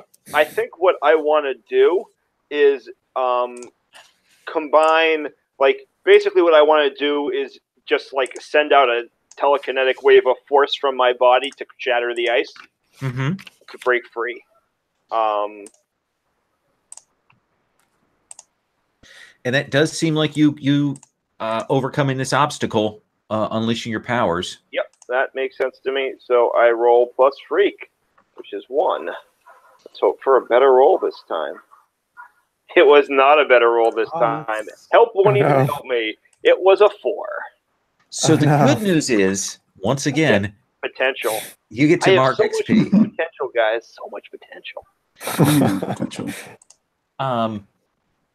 And I think that source code goes, I've got all of it. And kind of does the thumbs up like they got everything they wanted, and grabs onto Nano as they take off. Damn it. I think you're going to break out of this ice, but it's not pretty. And it takes longer than you wanted it to. Does that seem fair? Yes, that seems very fair. And when you kind of stand up, you'll feel that ice that is kind of bounded onto your skin kind of tear, and it hurts. But we do see that wonderful, there's probably a full panel effect of the ice shattering off of you as you stand up. So Whip It, you're out for the moment. Okay. So I'm going to come back to Minotaur. It looks like some of the villains are running. You clearly scared them off. They're taking off. Fenris is kind of setting up like a defensive position. You haven't seen what that Facet woman has done, and you haven't, and you're just now seeing the Murderbot coming too. Right. Well, it doesn't look like any of my teammates are like any like immediate danger right now, so I'm turning my attention back on that Murderbot because I'm still hoping like, you know, he's going to be a replacement for a Doorbot. So I think I'm just going to like, I mean, he's just like waking up and throwing off his shackles. Yeah, I'm just going to see the little Murderbot eyes light up. Yeah. What was the sport that I said I played? I played lacrosse. Do they tackle people in lacrosse? Not really, but not really. There's a lot of checking, and if you're big enough. Oh, I know. There's got to be like some kind of scrap piece of metal that's like roughly shaped like a lacrosse stick, right? Okay, sure. So I'm gonna grab one of those things. So I'm like, well, except because I'm giant or like supersized. So what if it's more like girders? Like a girder, like a T-beam or something like that. Kind of bend at one end, making kind of a bowl. Yeah. And I'm gonna like charge at Murderbot. I'm just gonna like try to whack him upside the head, I think. Okay, I think you are again directly engaging this threat of the Murderbot before it can get to full functionality. That's right. Let's see what happens. Using the blue dice. Oh, my luck has run out. That's 4. Actually, plus 3 is 7 still. Still a 7. So You're going to trade blows with this thing. What do you want on the 7 to 9?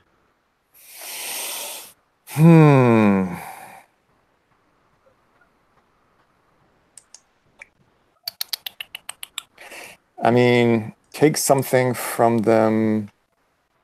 I mean, I'd like whatever component of him that, like his CPU, but that would that's too much. I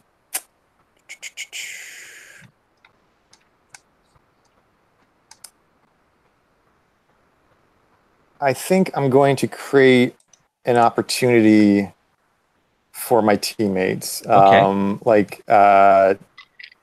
Like maybe like when I hit him in the head, it's enough to like distract him so that somebody else can like give him an opening. Yes, knock him over. I mean, you're super strong, so you send him flying, like lodging him in another one of these devices here, smashing him into that. And he is going to mark a condition, the equivalent of robotic enraged. But that head does lock, and you will see him lock in on you as the target to kill. Like Murderbot has something to murder, and it is you now. Right. But it is kind of lodged in there. It's going to have to get out to get its robotic fists in your face. You do have to roll take a powerful blow because you are exchanging blows with this thing. Okay. Let's see what happens. Maybe you'll finally roll high. Oh, I got a 9 again. All right. Plus what? +1 because you have one condition marked. Okay. So attack. Now, that's not good. Oh, really? Oh, no. This is the inverse one. I forgot. Yeah. So on a 10+, you choose one. You remove yourself from the situation. Oh, man. Sleep, pass out, etc. You lose control of yourself or your powers in a terrible way. Or you take 2 options from the 7 to 9 list. Oh my goodness. Essentially, as you smashed him into this, he lets loose with like all of the various like lasers and micro cannons, slam into you. So what happens?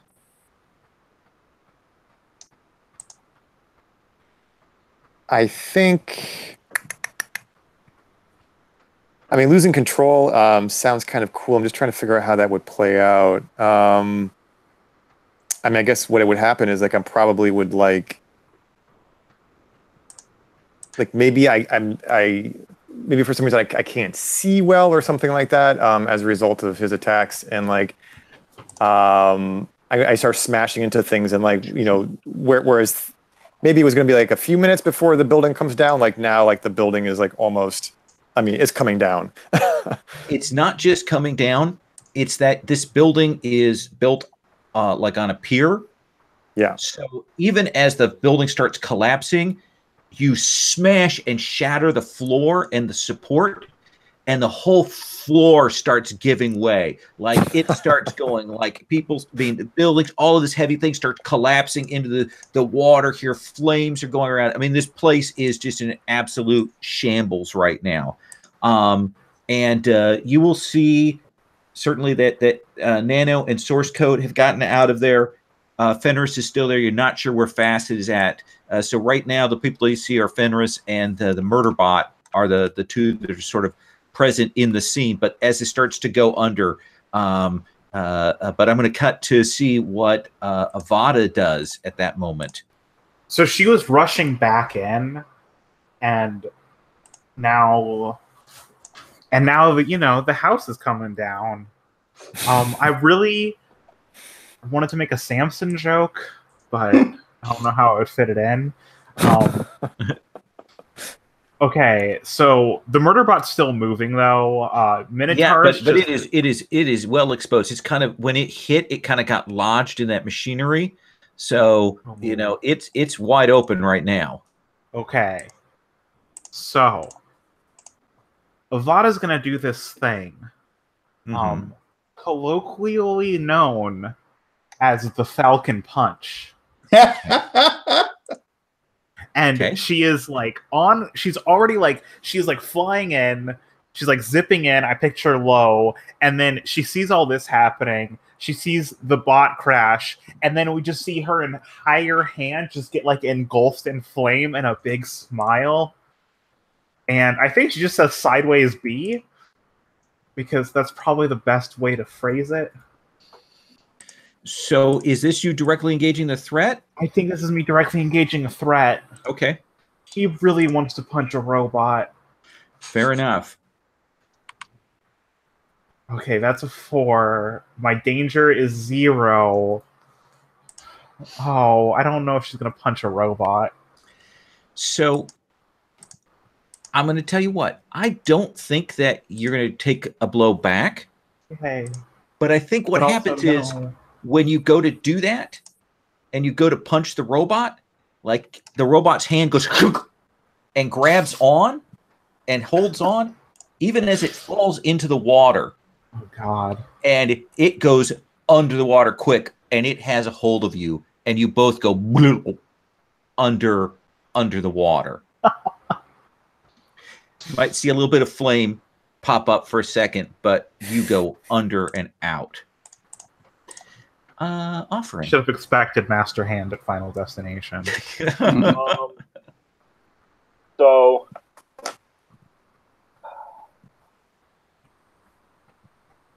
I'm trying to come up with a clever line to go with this. I don't have one. We'll see what happens. You're in a bad situation. Oh, we are in a bad. So here's what. Yeah. So here's what I want to try to do, and this is like almost definitely unleash, and it's like it's pushing hard on this power. Okay. Are you using one of your doomed things? So unfortunately, I do not have a doomed thing that would be effective here, but I think that this is going to be one of those. Even if I succeed, like overextend and mark my doom sign. That sounds perfect. Kind of deals. Where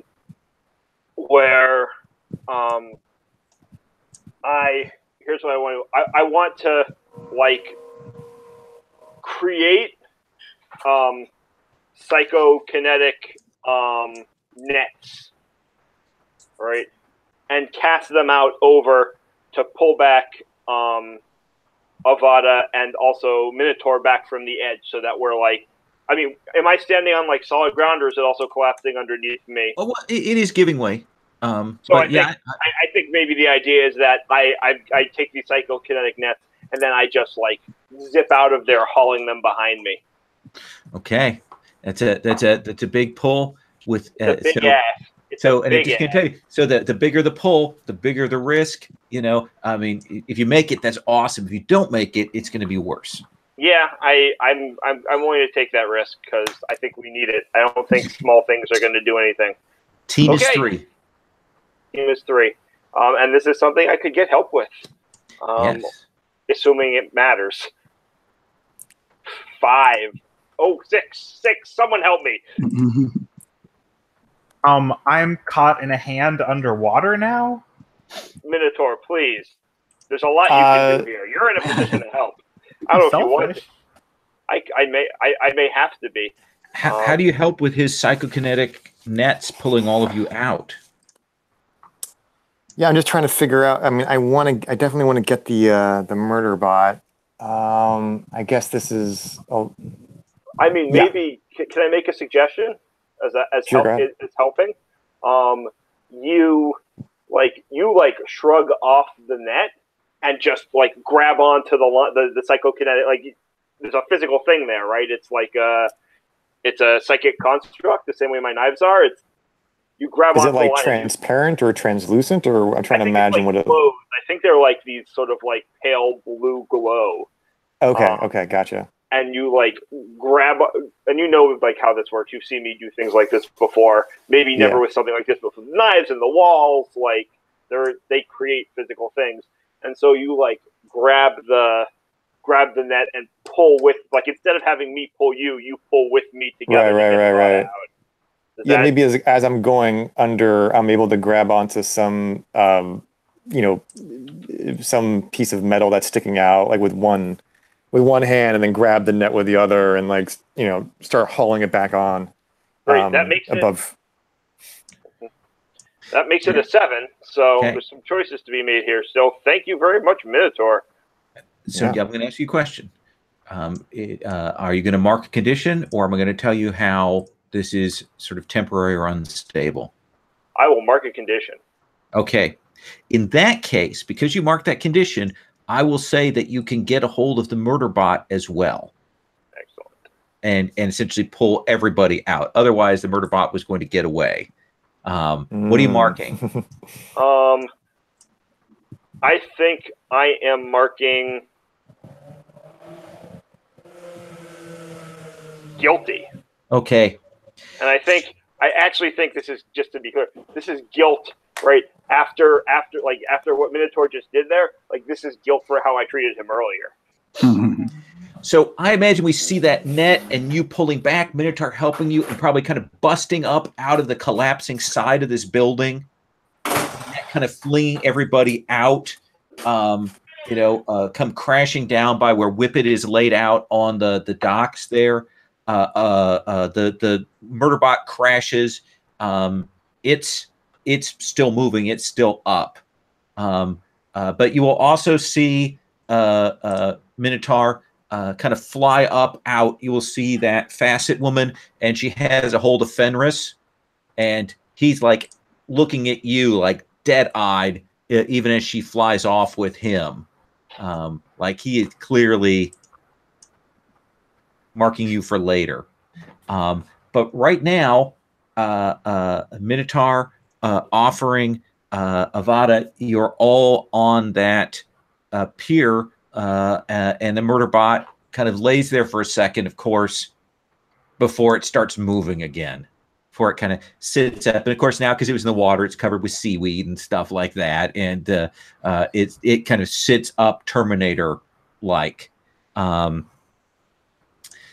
So I think we're going to come to Minotaur again.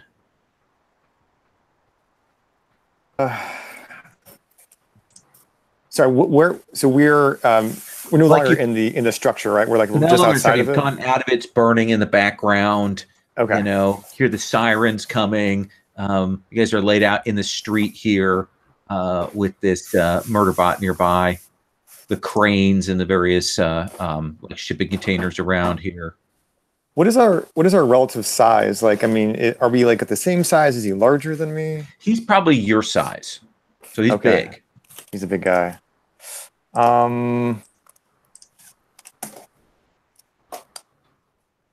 Is there like, oh, I have a picture of him. Yeah.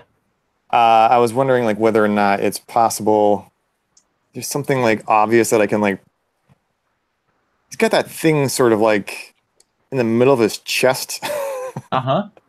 I'm gonna see whether or not I can just like ram my hand, like, you know, yeah, sort of like just grab that part and like try to yank out some of his innards, basically. Okay. So you can. So this sounds more like maybe you're trying to disable or reduce his effectiveness. Yes, that's right. So I've got a couple ways we can do this. We can either still do this as directly engage, because they're going to mark conditions, or if you want to try and unleash your powers, I'm also good with that. Yeah, let's do it as unleash powers. Yeah. Essentially, you muscle up to do that. You know, let's have you roll. Let's see what happens. Ugh. Oh wait, 7. That did change, right? I think it changed. Okay. So 7 plus 3 is a 10. 10. So I will say that what it is when you come rushing at with your thing, the murder bot sees you coming and puts up that force field to kind of protect it, and we see you kind of pushing through and grabbing onto it and kind of holding him in place, because you've got a hold on it, and you're kind of, he's having to put all his energy into keeping you, and the murderbot kind of stands there at first, but then it has to brace, and it realizes that it has to, you know, and you'll hear the chunk as it like drives the spikes into the thing to try and resist, and the two of you are locked up like titans there, and we see all the sort of wave energy coming off of you. Nice. Avada. So, we've got them grappling, and then I take it. Am I out of the hand now? Oh yeah, you got pulled out of the hand by the net when Offering rescued you. Okay, since we're continuing these nerdy references, Avada's because she's already made the reference before, she's gonna hit that G Gundam note and do the burning finger and try and like not magma hand, but like fire hand into its head because it's occupied, so it's kind of distracted.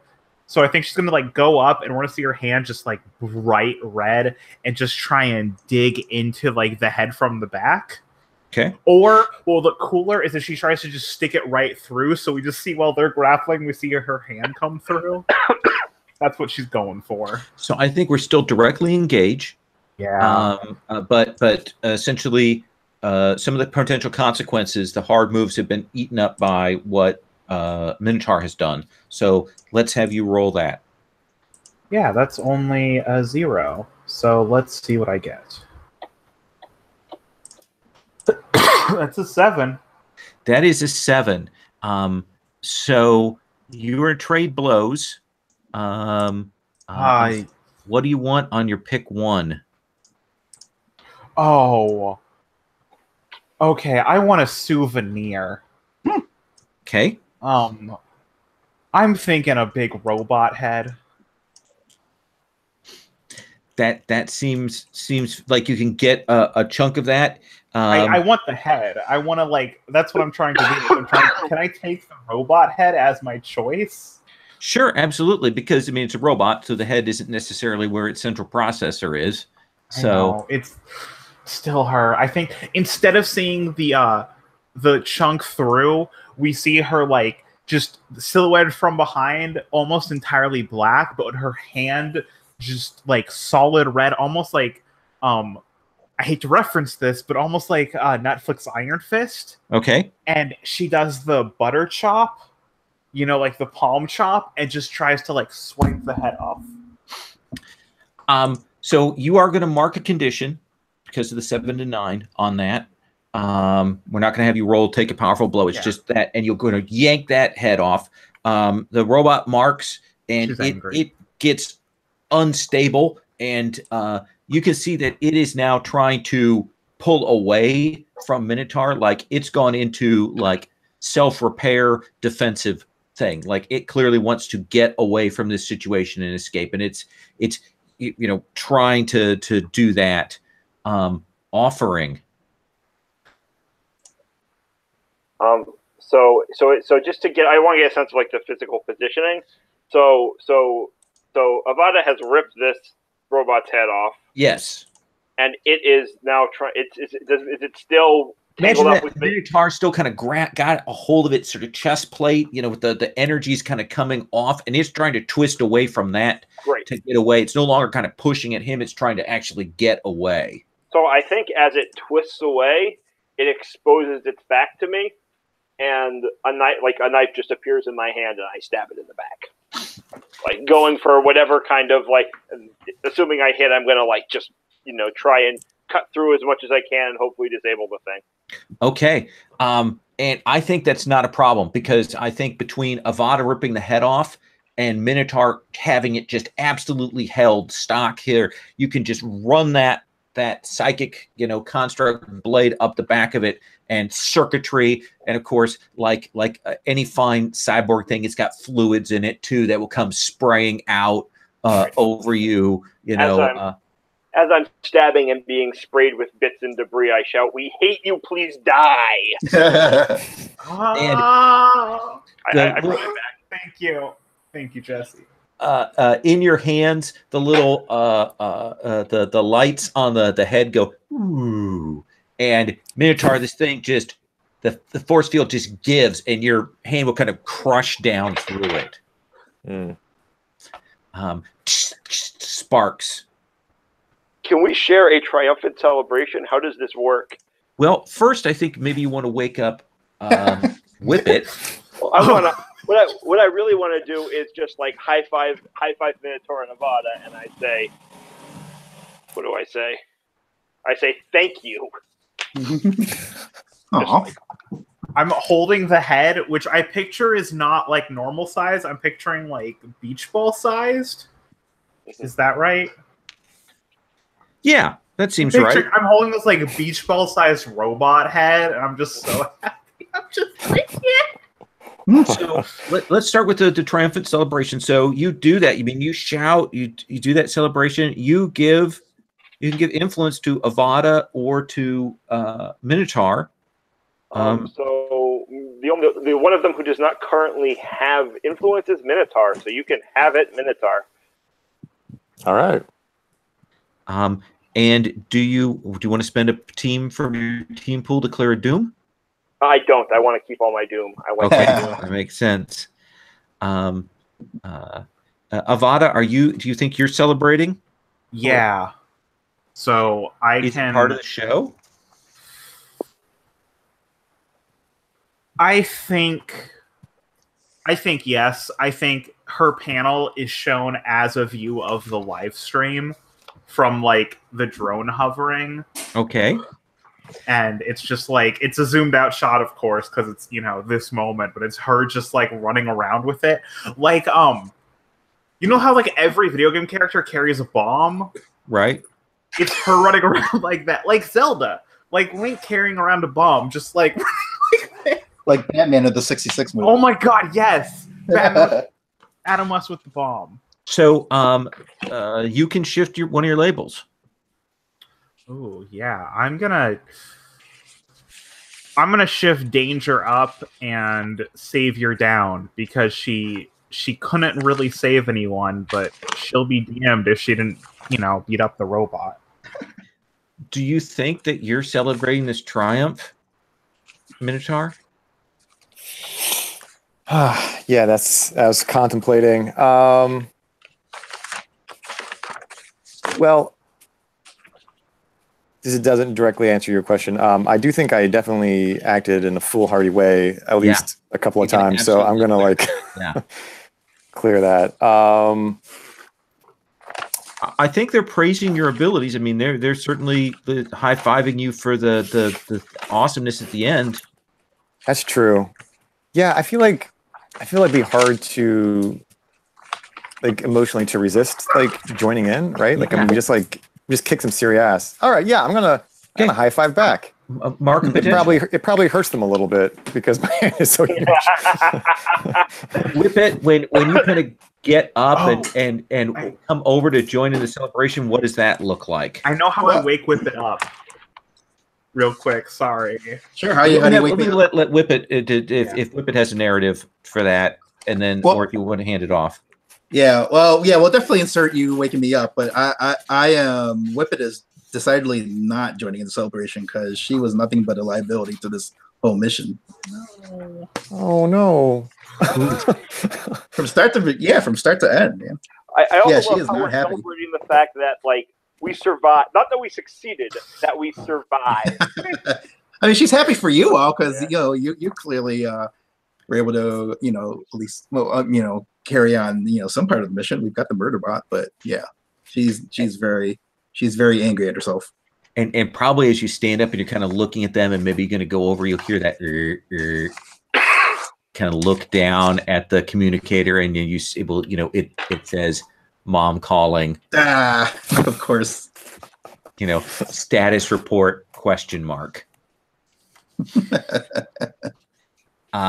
And I think that's actually a good point for us to stop on, actually, because we're at kind of that high point moment. We can come in the immediate aftermath, or we can move forward a little bit from that next time as you see fit.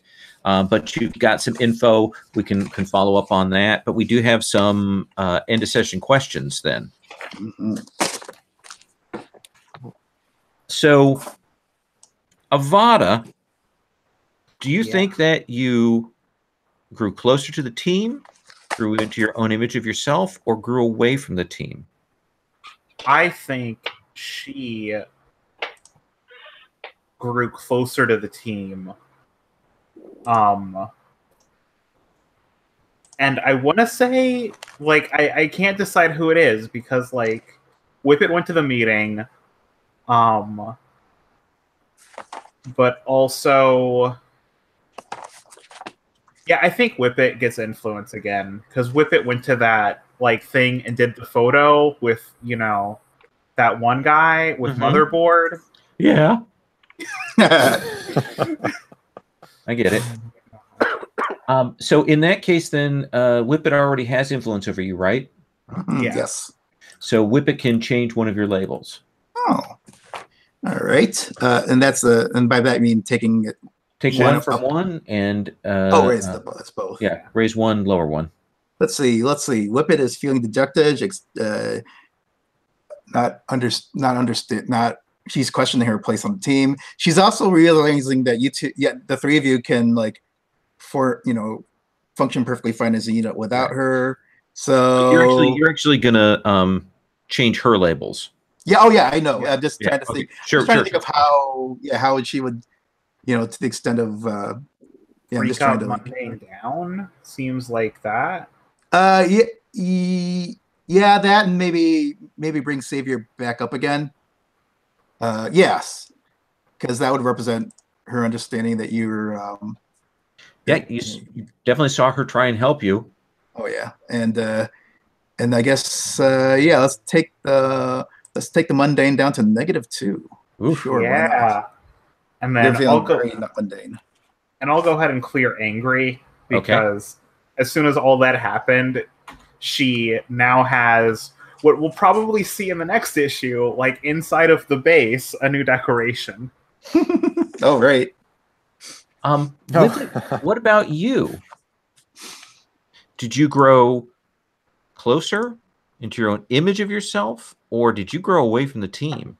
I feel like I grew away from the team. I'm feeling like I don't know if I may have set myself up as the de facto leader, but now I'm starting to feel like the fifth wheel and a flat tire at that. So far, go away from the team. You take influence away away from another character. Oh no. Well, this is nothing personal offering, but it's not you. It's just the team. It's not like I'm rejecting you. I'm just feeling like I don't belong at the team. So sorry, that kiss might have to wait a little longer, but the influence goes away. Right, like the excitement that we had over like trying to solve this, like take care of this problem together, is like sort of waned. Right. A little bittersweet. Mm-hmm. Offering. What about you? So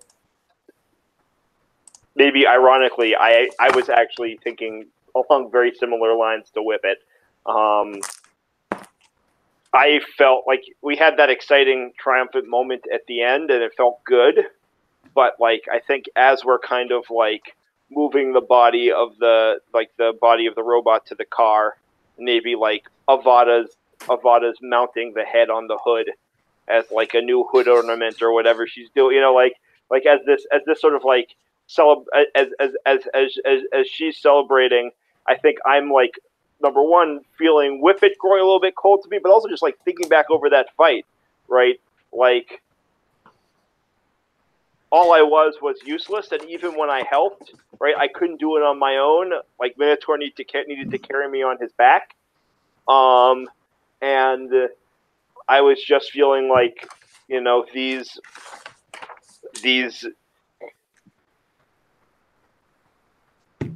every my thing has been like, I just want to help, right? I'm kind of like, I step in to ask if people are okay. I mostly defend during fights, and I was unable to do any of that.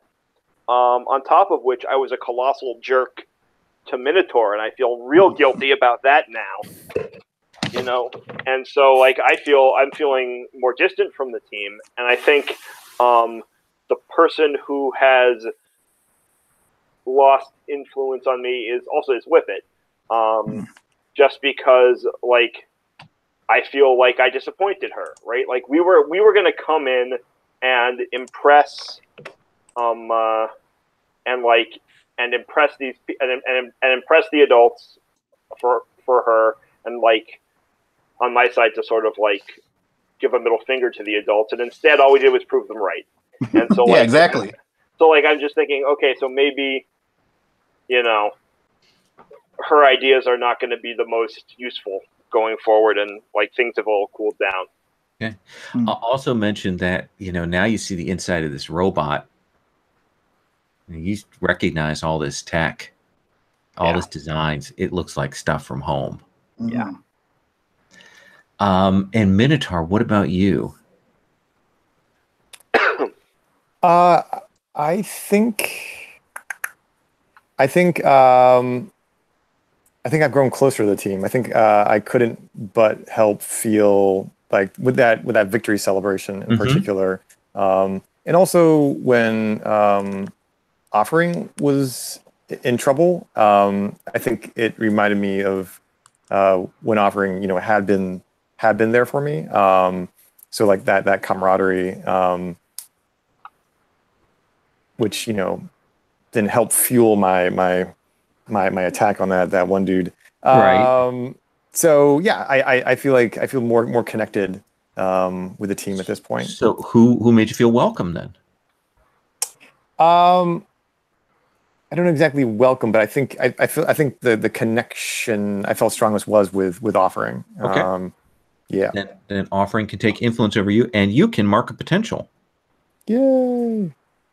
Oh, one thing when Offering a moment ago was talking about I think Offering said that I didn't have influence over him already, but I think I did already. Does that make a mechanical difference? You would be able to give me to change my labels instead of taking the influence, but so you gave influence over you to Minotaur, who didn't have influence over you already, or did? So I thought he didn't, but now he's saying he did. So there was Okay, so or he did. So if Offering already had influence over you, and you gave him more, then Offering gets to shift your labels. Oh, I think it was the other way around. I'm confused. Back in the celebration, he's saying, right when we did it before, he thinks we made a mistake. Oh, okay. So I'm sorry, I have to rewind here on where we were at back at that. I think maybe we just leave it, even though Jesse gave influence to Minotaur then. And now Minotaur's giving Jesse influence. So in the triumphant celebration, you marked potential, Minotaur, and you gave influence to who, Minotaur, or Offering? I gave it to Minotaur. That's how he marked the potential. But I think he may have already had influence. Oh, okay. In which case, then, right, you can shift one of Offering's labels if you want, Minotaur, on the second thing. Yeah, sure. Although I don't know exactly how to do the analysis. Like, Offering, if you have any. I like whatever you want. Like, I don't think it doesn't need to be something particularly like. And this is very much about self-vision, how you think Offering is maybe now perceived by you or sees himself. Okay, maybe how he sees himself, because so it seems like there's a loss of self-confidence. So I don't mean to screw you over, but maybe taking down the superior by 1. Okay, and what does goes that make up? sense? Yep, no, that makes a lot of sense. And what goes up? Okay.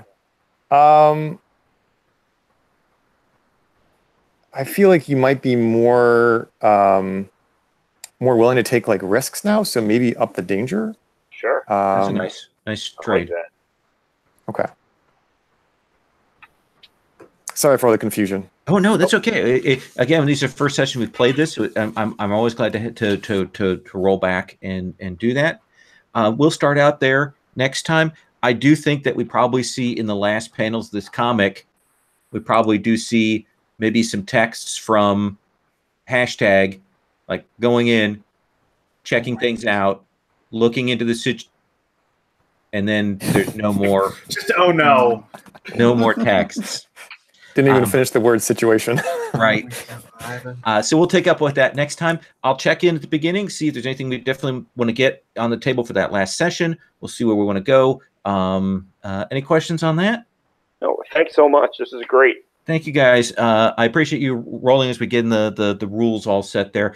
And I'm looking forward to the conclusion and bringing lots of these story elements together for next time.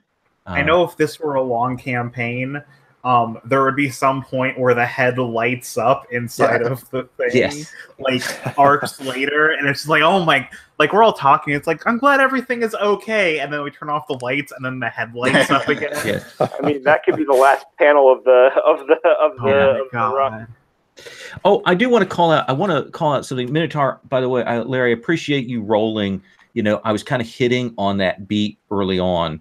Quite a bit. And I appreciate you being willing to play with that, with the whole challenge with Rampage and stuff. So I know we hit that a lot, but I really appreciate your rolling with that.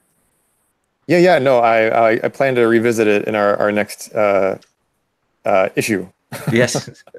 All right. I'll see you for issue 4 of 4 next week. Everybody, take it easy.